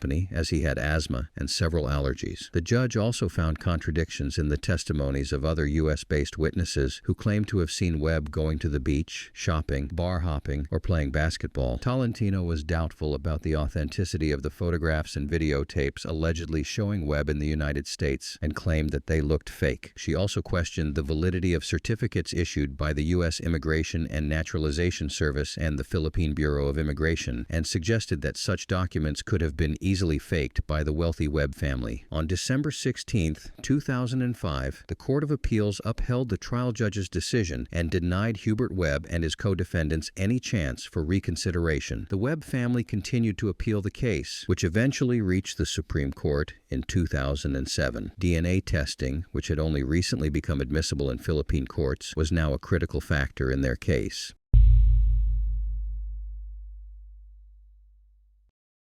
On April 22, 2010, the Supreme Court ordered the reopening of the case and granted Hubert Webb's request for DNA testing. But this procedure could not be carried out because the NBI reported that they no longer had the sample as they returned it to the Parañaque Regional Trial Court, which also denied having it. On October 8, 2010, Hubert Webb filed a motion for acquittal, arguing that his constitutional right to due process was violated due to the state's negligence or willful suppression of the evidence that could have proven his innocence. In December 2010, 2 months after backtracking from the order for DNA testing, the Supreme Court caught the whole country by surprise. 7 magistrates voted to acquit Webb and his alleged conspirators, while 4 justices upheld the guilty verdict of the lower courts and 4 others decided to not vote. In simpler terms, Hubert Webb and his fellow accused were set free. The High Court ruling also concluded that Alfaro was not an eyewitness, but an NBI informer. Following the acquittal, then-President Benigno Aquino III directed the Department of Justice to revisit the case. On June 28, 2011, Justice Secretary announced that new evidence had surfaced which proved that Hubert Webb had indeed been in the Philippines during the Vizconde murders. The evidence included tapes from the Philippine Bureau of Immigration, which had been restored by IBM and examined by the National Computer Center. The tapes showed Freddie Webb leaving the country, but Hubert was not seen leaving with him. Despite this new evidence, Lauro Vizconde's attempt to have the acquittal reversed was denied due to double jeopardy laws. The legal principle of double jeopardy prevents a person from being tried twice for the same offense. Now it is clear that there were many flaws in the case. The questions of who is truly behind the Vizconde massacre and whether Hubert and the others were genuinely innocent or managed to slip through the justice system may never be answered. What are your thoughts on the Supreme Court's decision to acquit Hubert Webb and his co-accused? Do you think justice was served, or do you believe the legal system failed in this case? Marriage can sometimes be a gamble,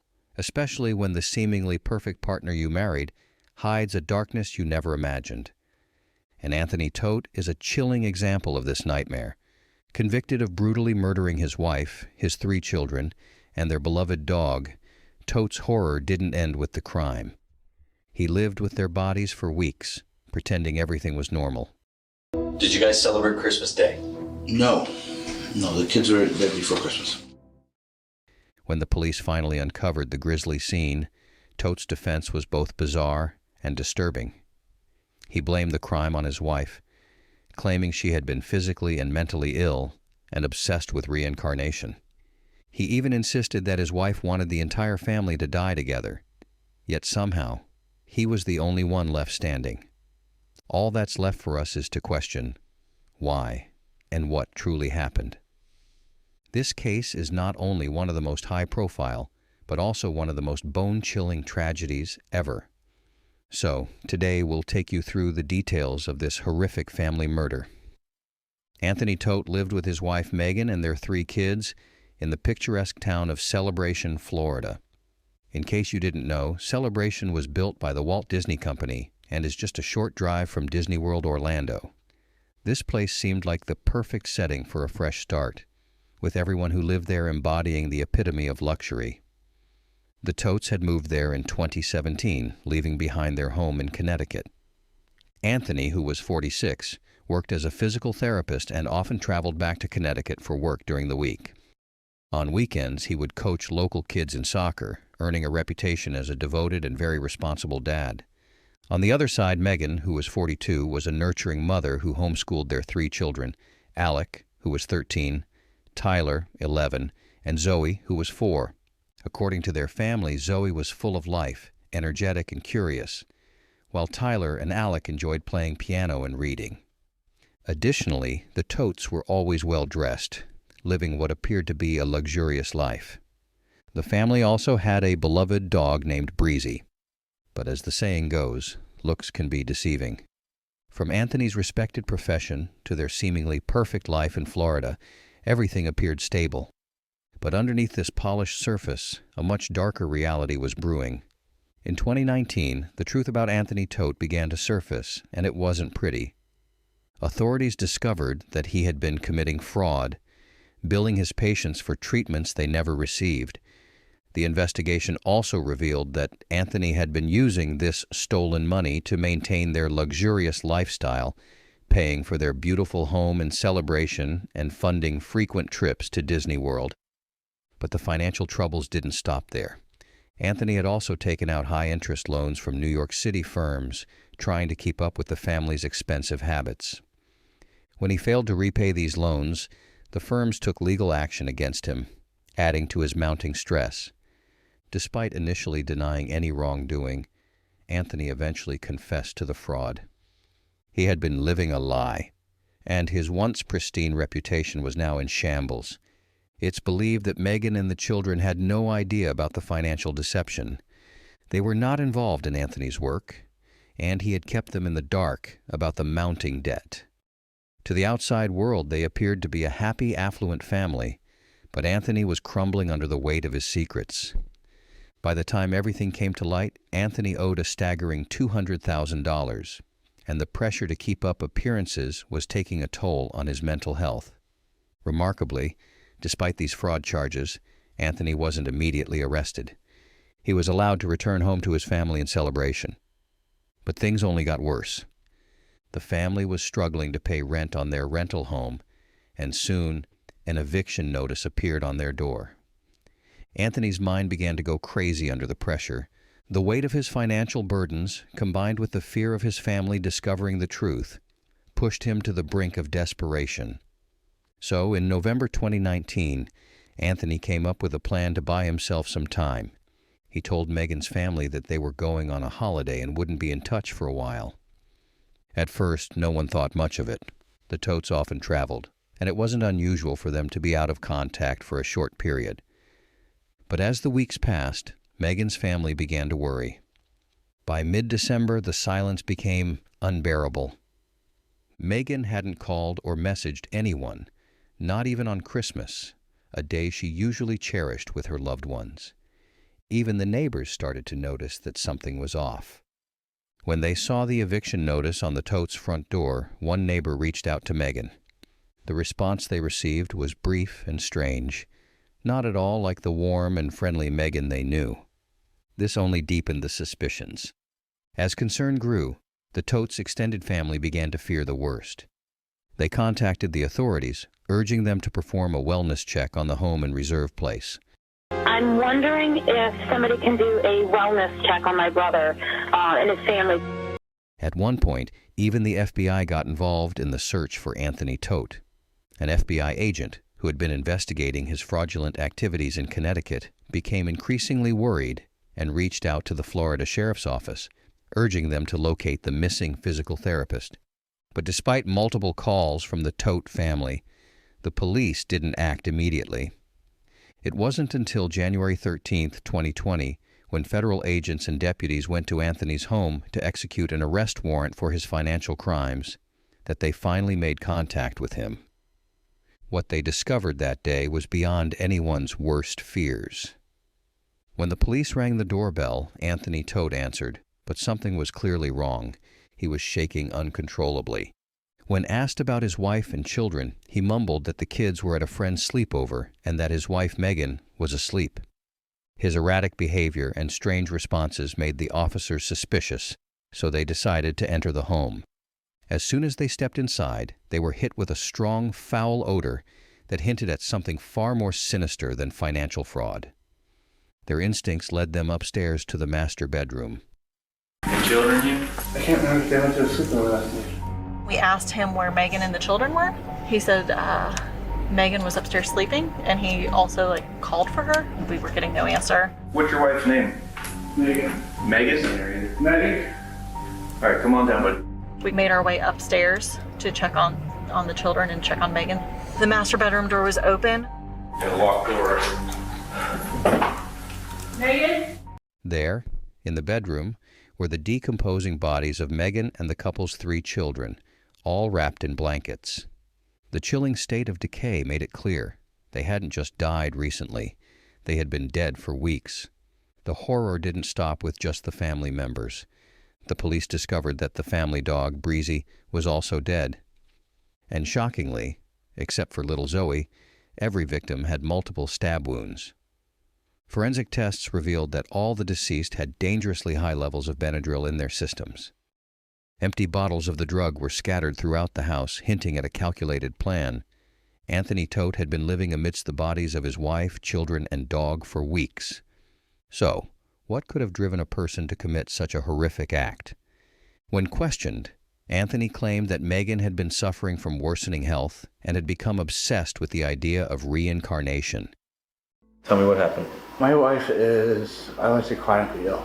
The liver issues and all that kind of stuff. And what was told to me is that when people died, they go to different aspects. And then sometimes never meet up in the light energy aspect. According to him, Megan believed that an apocalypse was imminent and that their family would face unimaginable suffering if they survived. She allegedly convinced Anthony that the only way to escape this fate was to die together and be rewarded with a better afterlife. Friday night, it was supposed to be a three-step plan. So we all stay together and go up. One person separated to the other. Anthony said Megan had even explained this to the children, preparing them for the end. He described how they talked about death with their sons, making sure they understood what was about to happen. You murdered your 3 children. Mm-hmm. I know. You take full responsibility for that? I don't want to take full responsibility. Megan was involved, but I don't take full responsibility. Well, Megan's dead. Where we're at right now is a very sad state. All 3 of your children are dead. I know. Your wife is dead. I know. You're alive. Unfortunately. In an even more disturbing twist, Anthony produced a suicide note, allegedly written by Megan. He claimed he had retyped it to honor his family's wishes. The letter spoke of their decision to die together as a way to avoid the torture of the world's end. It mentioned Megan's ongoing pain from liver issues and Lyme disease, and how the family was suffering daily. The note also touched on Anthony's dual life between Connecticut and Florida, which had reportedly caused unhappiness for Megan. It ended with a haunting promise that the family would be together forever, never to be separated again. The document outlined their rationale for this grim decision, including the emotional trauma of Megan's father's suicide and her 2 miscarriages, which, according to the note, had plunged them all into deep despair.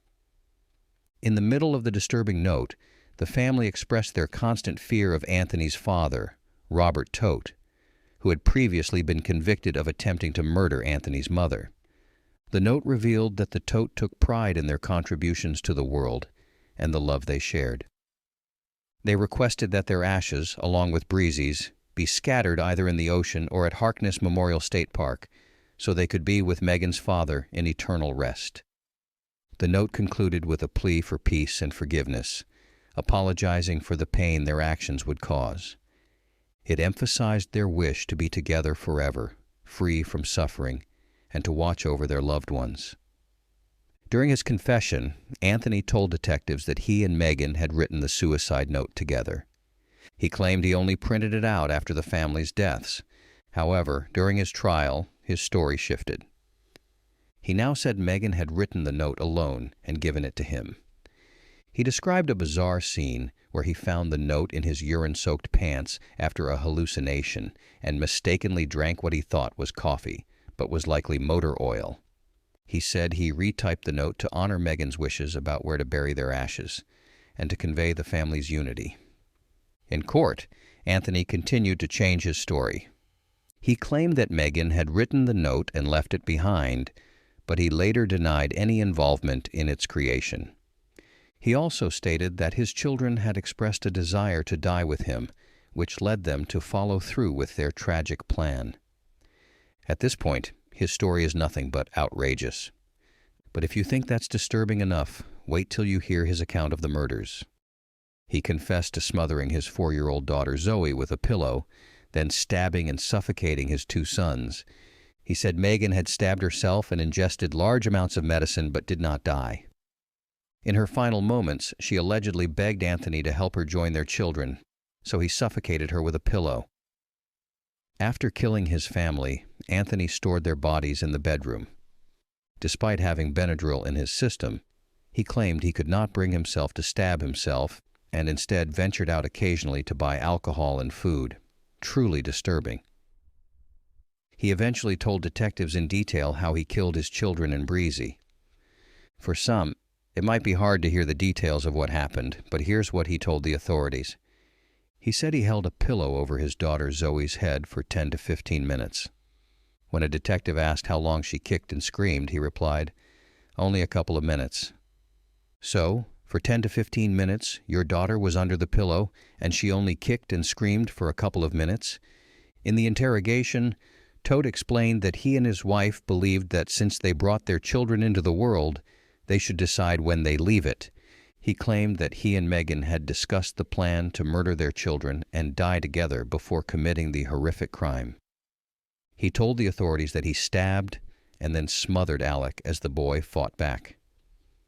Megan left midway through this murder, and Anthony continued, saying, "So I ended up putting a pillow over his head, and I put a pillow in the back of his head, so he wouldn't hit me with the back of his head. I reached around with my hand and held his nose and mouth, and he kept struggling until it stopped." When asked how long it took to kill Alec, his eldest son, Anthony said it went quickly. Megan was meditating as he killed Tyler downstairs, and Anthony claimed they loved their children and had salvation in mind as their reason for the murders. He also told detectives that between killing his family and when the bodies were found, he tried to kill himself using various methods like knives, zip ties around his neck, and Benadryl, but he backed out. Didn't get there till Monday. What were you doing during this time frame? We're talking over 2 weeks. Trying to kill myself. I tried the razor blade zip tie around the neck, was trying to figure out how to go through and fall in the knife in the right direction. In all honesty, I chickened out and cowered it out with a knife. According to the reports presented by the medical examiner, the cause of death for all 4 victims was homicide by unspecified means, with Benadryl toxicity found in all their bodies. And according to the crime scene photos, hunting knives were used to stab the family members. The medical examiner couldn't determine whether the children were suffocated or strangled, but it was concluded that the stab wounds were likely inflicted after death. It was also revealed that only a small amount of Benadryl was used to drug the family, and one of Anthony's sons had tried to fight back during the attack, evident from a visible scratch on Anthony's neck at the time of his arrest, along with blisters and cuts on his hands. Investigators found that his older son was clutching rosary beads when he died. Despite all this evidence, Anthony suddenly changed his story. He abandoned his initial claim of a suicide pact and an impending apocalypse, instead alleging in a handwritten letter to his father, Robert Tote, that Megan was behind the murders. According to this new version, Megan had poisoned the children by spiking their pudding with Benadryl before stabbing them. When Anthony confronted her, she allegedly stabbed herself and died right in front of him. This new tale is just as bizarre, if not more so, than the original story of a suicide pact. Regardless of which version is true, the undeniable fact remains: Anthony Tote murdered his family. And sadly, the true reasons behind this horrific act may never be fully understood, but there's speculation about possible trauma or a troubled past that could have driven him to such violence. One of the most notable traumas from his early childhood occurred in March 1980, when Anthony was just 4 years old. At that time, someone broke into the Tote family home in Pennsylvania and shot his mother. According to a 1981 Philadelphia Inquirer article, Anthony heard his mother screaming before the fatal shot was fired. Anthony's father, Robert Tote, a former special education teacher and wrestling coach, was later charged with attempted murder. He was accused of hiring an ex-student with learning disabilities to shoot his wife so that he can be with his mistress. Loretta Tote, Anthony's mother, survived the attack but lost her left eye. However, Robert Tote denies any involvement in the attempt on his wife's life. His stance has remained unchanged since his arrest. During his trial, he testified in his own defense. In December 1980, he was convicted and initially sentenced to 10 to 20 years in prison.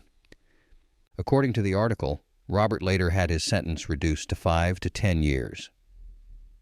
Despite his claim of innocence, Robert does acknowledge his extramarital affair, which led to his absence the night of the shooting, leaving his family vulnerable and exposing his son to trauma that could have influenced his later actions. Anthony's sister, Chrissy Caplet, also shared her thoughts. She mentioned a federal investigation into Anthony for alleged Medicaid fraud, which could have landed him in prison for 1 or 2 years. She speculated that Anthony, witnessing his father's arrest at a young age, might have been motivated to avoid a similar fate for his own children. However, she insisted that this did not excuse his actions. "I never thought my brother could do this, not in a million years," Caplet said. Robert Tote, in an interview, pondered the impact of the violence surrounding young Anthony. Even though he maintains his innocence regarding the 1980 attempted murder and had minimal involvement in his children's upbringing, he acknowledges that Anthony witnessed a violent attack and believes it must have deeply affected him. "There's only so much trauma a young kid can take," he said. Regarding Anthony's trial, he was eventually known as the Killer Disney Dad and faced trial in April 2022. The prosecution presented substantial evidence, including Anthony's confessions, alleged suicide notes, and forensic reports during the 6-day trial. Despite the overwhelming evidence, Anthony's lawyers struggled to present a strong defense. Anthony frequently changed his story during the trial, initially claiming a suicide pact and apocalypse scenario, only to later blame his wife, Megan, for the murders. Anthony's defense tried to suppress his earlier confessions and claims of medical insurance fraud, but the confessions were admitted as evidence. Despite his previous confessions and the compelling evidence against him, Anthony pleaded not guilty.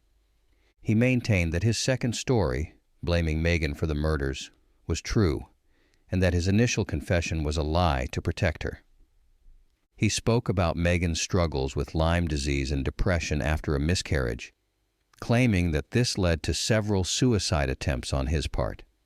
The defense argued that the bodies were too decomposed to determine the exact cause of death, and that there was insufficient proof to conclusively link Anthony to the murders. They also pointed out the lack of witnesses. However, the prosecution argued that Anthony's initial confession was consistent with the crime scene evidence and questioned why he hadn't called the police or intervened if Megan was truly responsible. In April 2022, after 6 hours of deliberation, Anthony Tote was found guilty of 4 counts of first-degree murder and 1 count of animal cruelty for killing the family dog, Breezy. Despite his disbelief and claims of innocence, the jury convicted him. The judge sentenced him to 4 consecutive life sentences, without the possibility of parole and an additional year for animal cruelty. Anthony's father criticized the verdict and the handling of the case, arguing that Anthony's confession, made while he was emotionally distressed, should not have been taken as truth. Despite these claims, the reality remains that Anthony Tote was responsible for the deaths of his family members. And trauma can never excuse the horrific act of murder, and it will never be justified. No, I was home. Well, it wasn't night, it was afternoon. No, I did not. I was here. Are you telling me the truth? Yeah. 100%? Yeah. You wouldn't be covering for Nate at all? No, he was here. Even my daughter said he was here.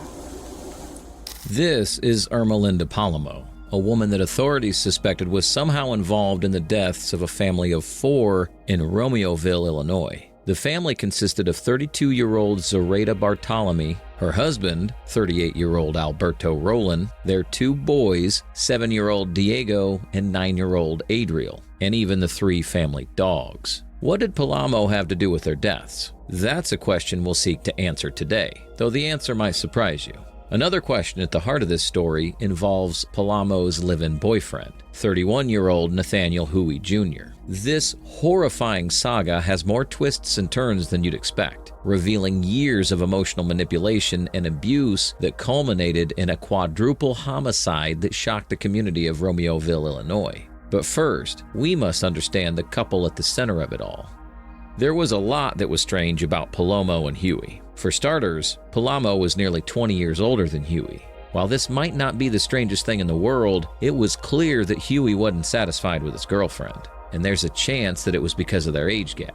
We know about his dissatisfaction because Palomo herself claimed that Hawe cheated on her constantly, and he would frequently lie about it and try to cover up his actions. For Palomo's part, she was the sort of person that wasn't afraid to manipulate others, especially to get what she wanted. Her dynamic with Hawe was toxic, to say the least, and the fact that he was cheating on her only made her mental health spiral further out of control.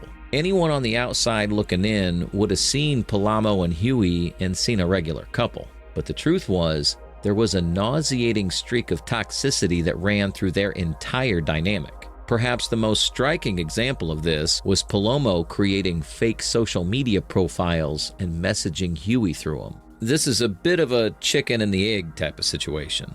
Did Palomo start doing this before Hawe started cheating, potentially as a way of making sure her younger boyfriend didn't leave her? Or was this a response to his infidelity? There's no way to know, but the content of these pretend conversations shed some light on just how bizarre Palomo could be, and how utterly divorced from reality she was making her boyfriend. It's fair to say that Palomo was a vengeful woman who wasn't afraid to protect what she thought was hers.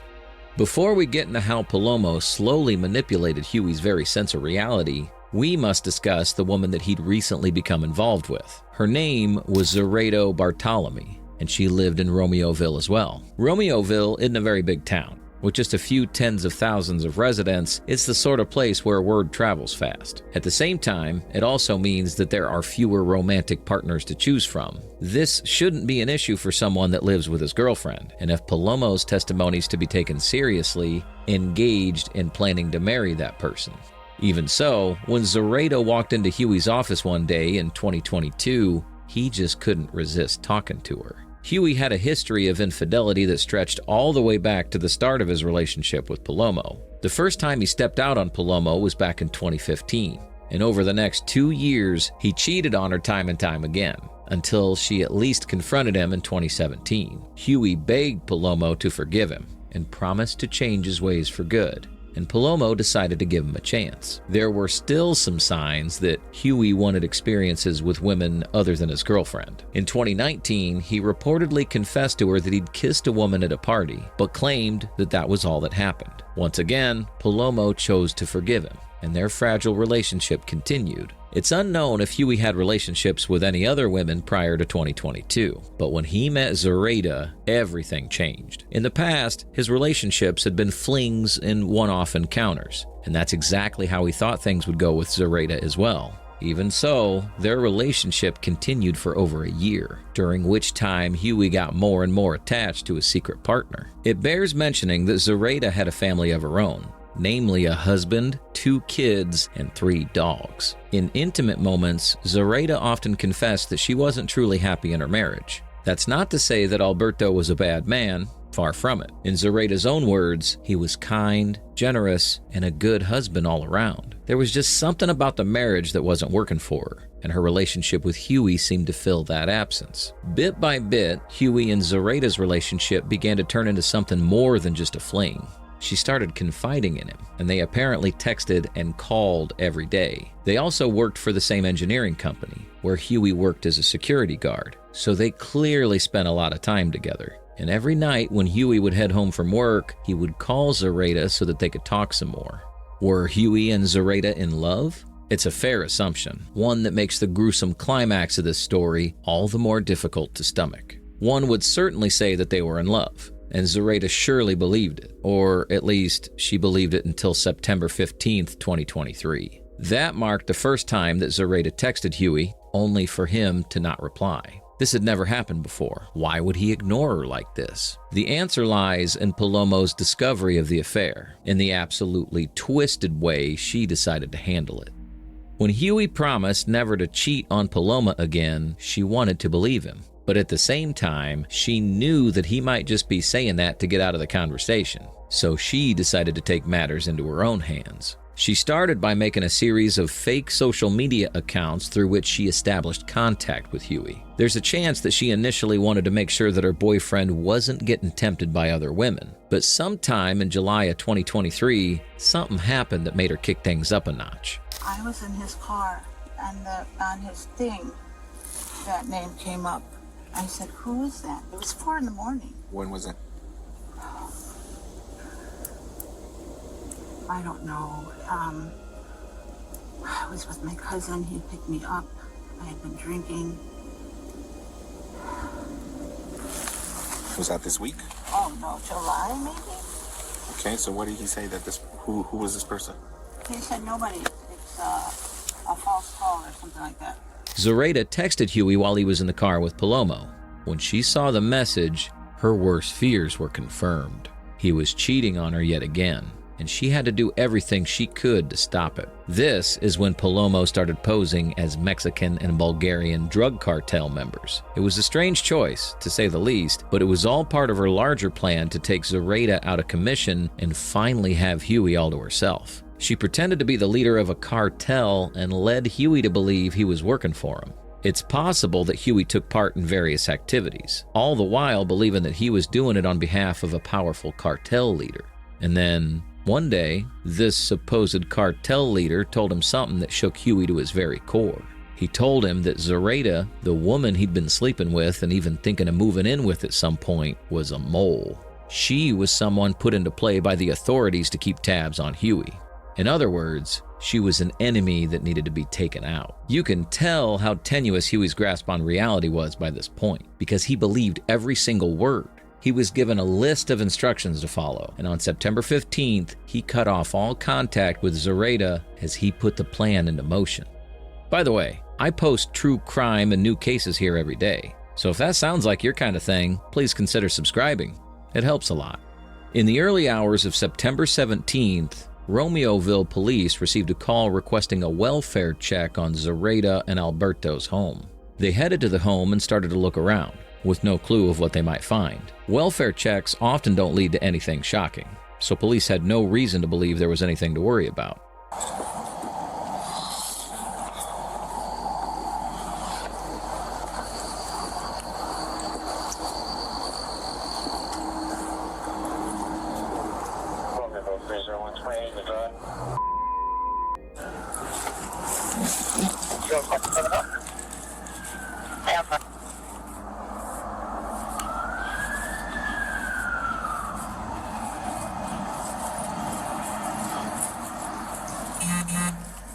However, something was rather odd. If you pay close attention to the footage, you'll see that the lights in most of the homes were on, and yet Zoraida's home was pitch black. This forced officers to shine a light in through the window, at which point they discovered a sign that something had gone terribly wrong.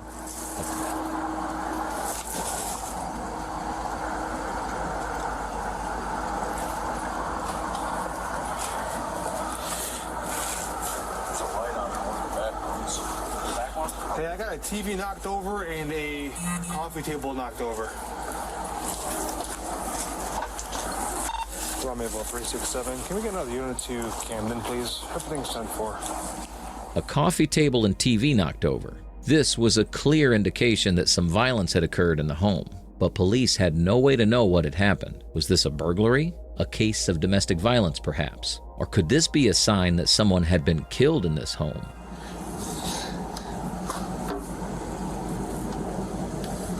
Here, wait. Keep shining so I can kind of see a little bit better now. Okay. Understood. Oh, wait. Lights are all off? Free No, there's nothing in this room. Compton, the lights are off. It's 9 o'clock on a Sunday. And no, there's lights on the back room. You can see it through that second. Go in the backyard real quick.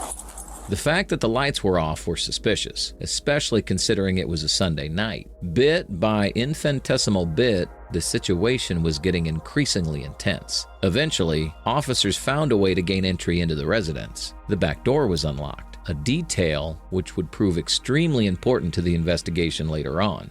For now, it gave the police a way to enter what they were quickly starting to believe might be an active crime scene. Here, I'll cover this window. This window's open. No, it's not. Oh God. Dogs are dead. 2 dead dogs. I need more units here.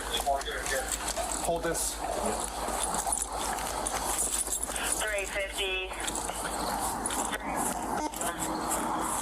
The sight of a dead dog is enough to make anyone's stomach churn, even a cop that's probably seen far worse things. Immediately, the officer in charge starts to escalate his own response to the situation, requesting more units in a voice that captures the air of urgency that was now required. You see, 2 dead dogs wouldn't just be left lying around like that. The fact that they lay unburied suggested that something terrible had happened to their owners as well.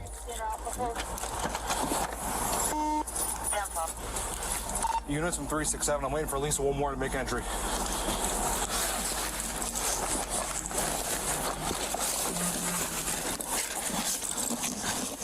Realizing that this was a much more dangerous situation than he previously thought, the officer calls in the details and heads for his vehicle. We now have knocked over furniture and 2 dead dogs, a clear sign of not just a struggle, but a potentially fatal encounter. The officer pulls out a tactical shield, since there was a chance that an armed suspect might emerge at any moment. A rifle is retrieved from the police vehicle, with the officer fully intending to use lethal force if necessary. He has no idea if there's someone in the house, or if they're going to get involved in a gunfight. He positions his backup officers and prepares to go in. Zoraida's home had just become one of the most dangerous places in the entire town. You guys hold the front, okay? From a position of cover, please. I don't know if anybody's in there or not. You got another door right here. Hey, you know what? Hey, one of you guys holding this one. One of you guys holding the front. There are no other side doors, right? No, not that I know of. Hey, Ron. Yep. Here's what we're gonna do, okay? I'm gonna boot it. We're gonna go nice and slow, all right? Right on me? Drake, you stay behind me. Right when we get here, there's going to be 1 dead dog. You gotta get over. Hey, no, you're behind me, okay? To the left, there's a 2nd dead dog. You stay in the back of the stack. You watch our 6 as we move through the house, okay?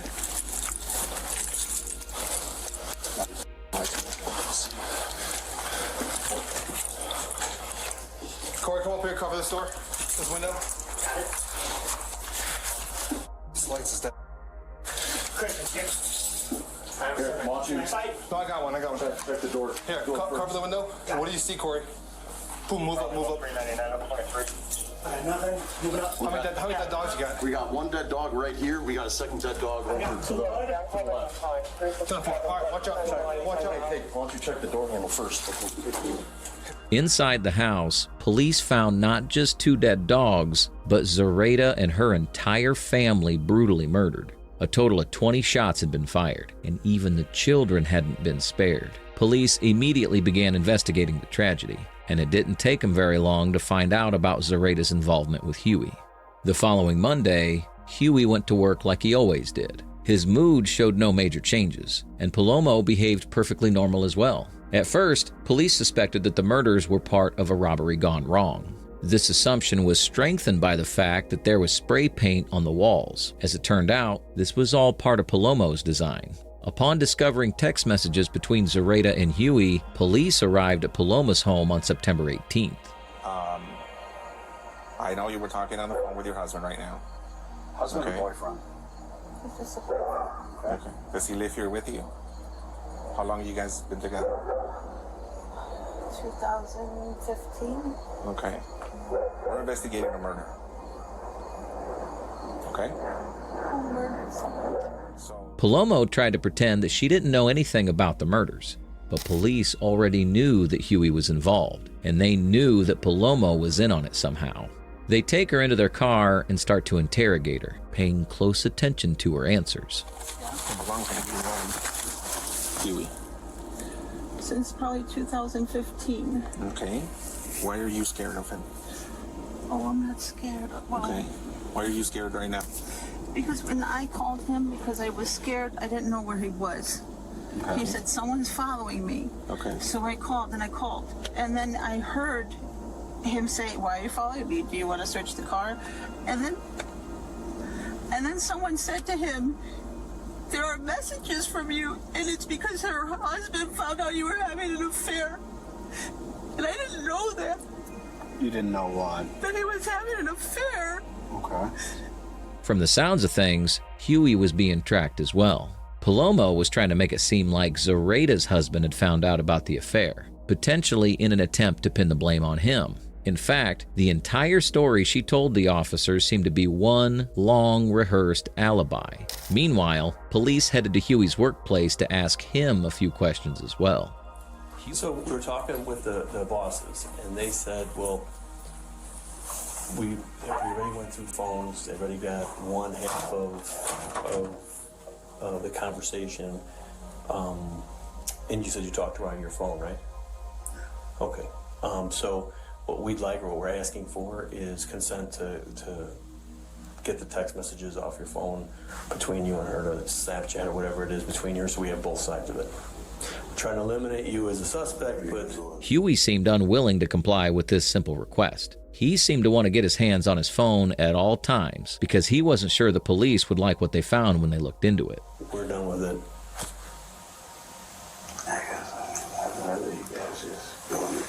I agree with you, but again, there's it would take us, a couple hours to pull information off the phone that could eliminate you as a suspect, like right from the start. It's up to you. Eventually, Huey agrees to go to the police station after work, where he ends up having an even less productive conversation with him. All right. Well, I'm not trying to ruin your marriage or life, so not like I'm gonna, I'll try to keep this, if we can, from just with us in this room talking. But we're trying to figure out what happened at that house. If she ever told you about any other, like, romantic relationships she had out of her marriage? He or her? Did she say her husband cheating on her, or does she say she ever didn't pass anything? When you leave this room, we're not telling you work anything. It's none of their business. This is our conversation, so it's up to you, whatever you want to tell them. Obviously, we talk to her family, we talk to friends and stuff, hence why we're here, and that's why we're sitting in this room talking to you. And, I gotta ask, did you have anything to do with this? Once again, Huey didn't budge. He didn't want the cops knowing anything about what he'd done, but police had already figured out what had happened over the course of their investigation. While Palomo was being interrogated, she concocted a story about Huey being asleep on Friday night after the two of them drank large amounts of alcohol. She and Huey didn't sleep in the same bed, with Palomo claiming he slept in the garage. According to her version of events, her daughter's boyfriend saw Huey sleeping at around 5 a.m. on Saturday morning, which would have been roughly the time that Zoraida and her family were killed. She was trying her best to create an alibi for her boyfriend, but police could tell that she was lying. Okay, if he were to leave in the middle of the night one day, would it be safe to say that you probably would have not known? No, I think everybody knows when he leaves, because when you slam our door, the front door, you don't even have to slam it. Like, you hear it, and the house is, it's fragile. You hear everything. So no, especially, maybe if I would, Friday night, maybe, because we were drinking. And if I would have passed out on Friday in the morning, maybe he could have done that. But I had been sleeping off a hangover. So. Did you go anywhere Saturday night then? No, I was home. Well, it wasn't night, it was afternoon. No, I did not. I was here. Are you telling me the truth? According to police reports, Palomo convinced Huey that Zoraida was a mole who was out to kill him. Believing himself to be working for a cartel, Huey knew that he had to get to Zoraida first. so he asked Palomo to drive him up to Zoraida's residence. It was apparently Palomo's idea to make the quadruple homicide seem like a robbery gone wrong and to use spray paint to make it look like kids had done it, though she sent these instructions through her cartel leader persona.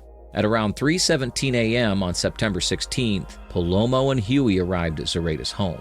Hawe cut a hole in a window, but then entered through the unlocked back door. The first person he confronted was Alberto, who tried to tackle him, but was shot multiple times. Following this, he killed Zoraida and the boys, along with the dogs. Everyone suffered multiple gunshot wounds. After finishing the job, Hawe came back out. He and Paloma drove back home. They pretended like nothing happened over the next few days, but when police started to close in, they knew they only had one option: to run.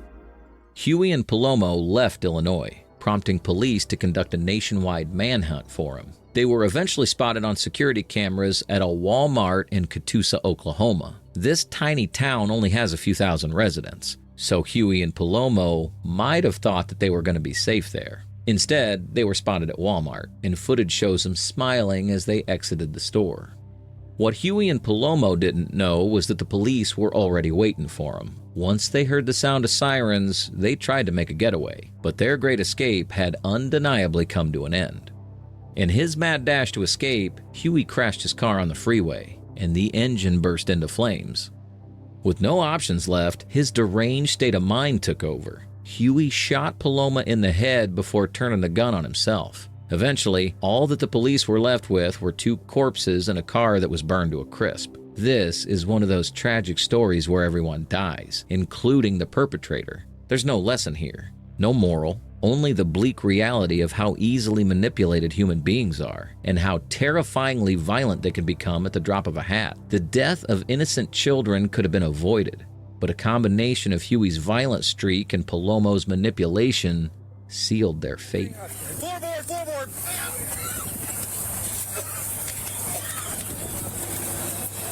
Get her. Got cover. Grab her belt. You got that door? So what do you think of this case? Were Paloma's manipulation the true cause of this tragedy? Or did Hawe have a dark side all along? We'd love to hear your thoughts in the comments below. If you like the way we create these videos and want to help bring more cases like this to light, hit that like button and subscribe for more deep dives. Thank you once again for watching.